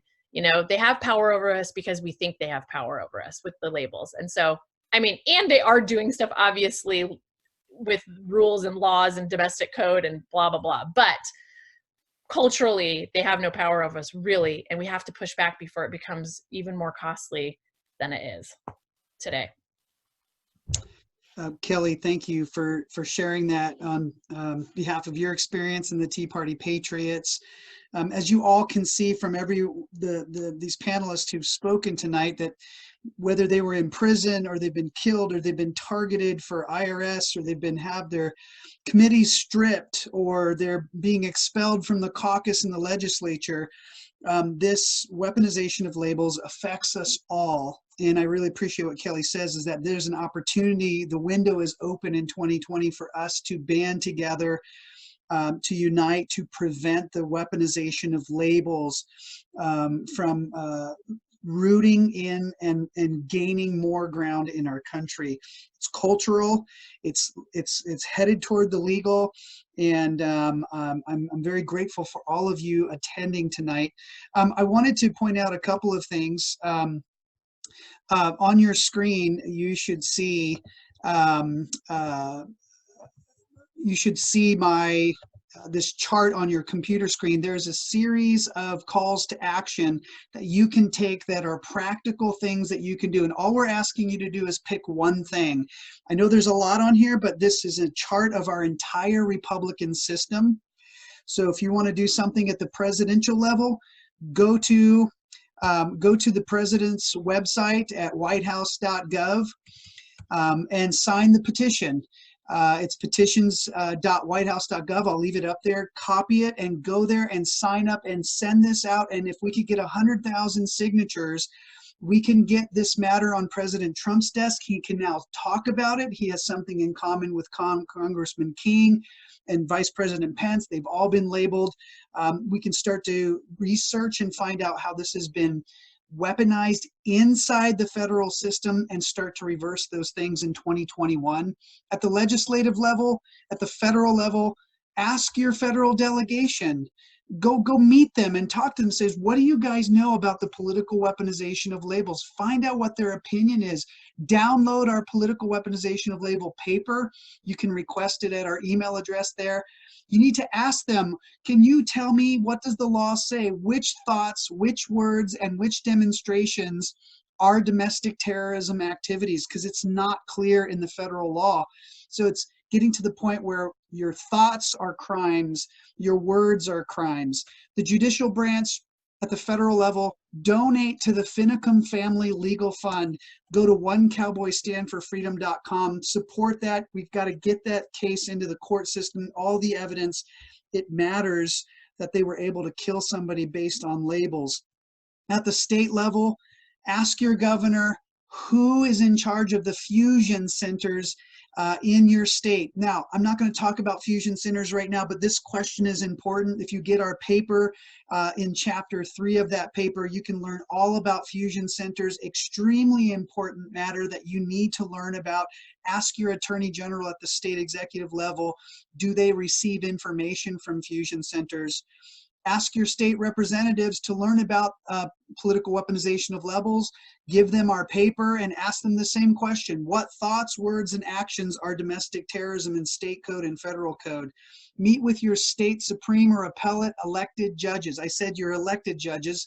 meet with them and ask them for their thoughts on weaponizing labels and the elimination of due process as a result. Get their feedback on it. Ask your sheriff to learn about PWOL. Ask your prosecuting attorney at the county level to learn about PWOL. Give them our paper, have the discussion, start these things in your community. Ask your county commissioners to learn about it, and then meet with your county elected judges to discuss PWOL. These simple calls to action are things that you can do right now. Pick one, do that throughout 2020. We're going to have another webinar in the coming months. There will be additional calls to actions as the legislative cycles wind down and the campaign season for the presidential cycle begins to ramp up, because 2021 is an opportunity for us to reverse the weaponization of labels within the federal government specifically. We have folks that were here from over 30 states tonight, so thank you all for coming.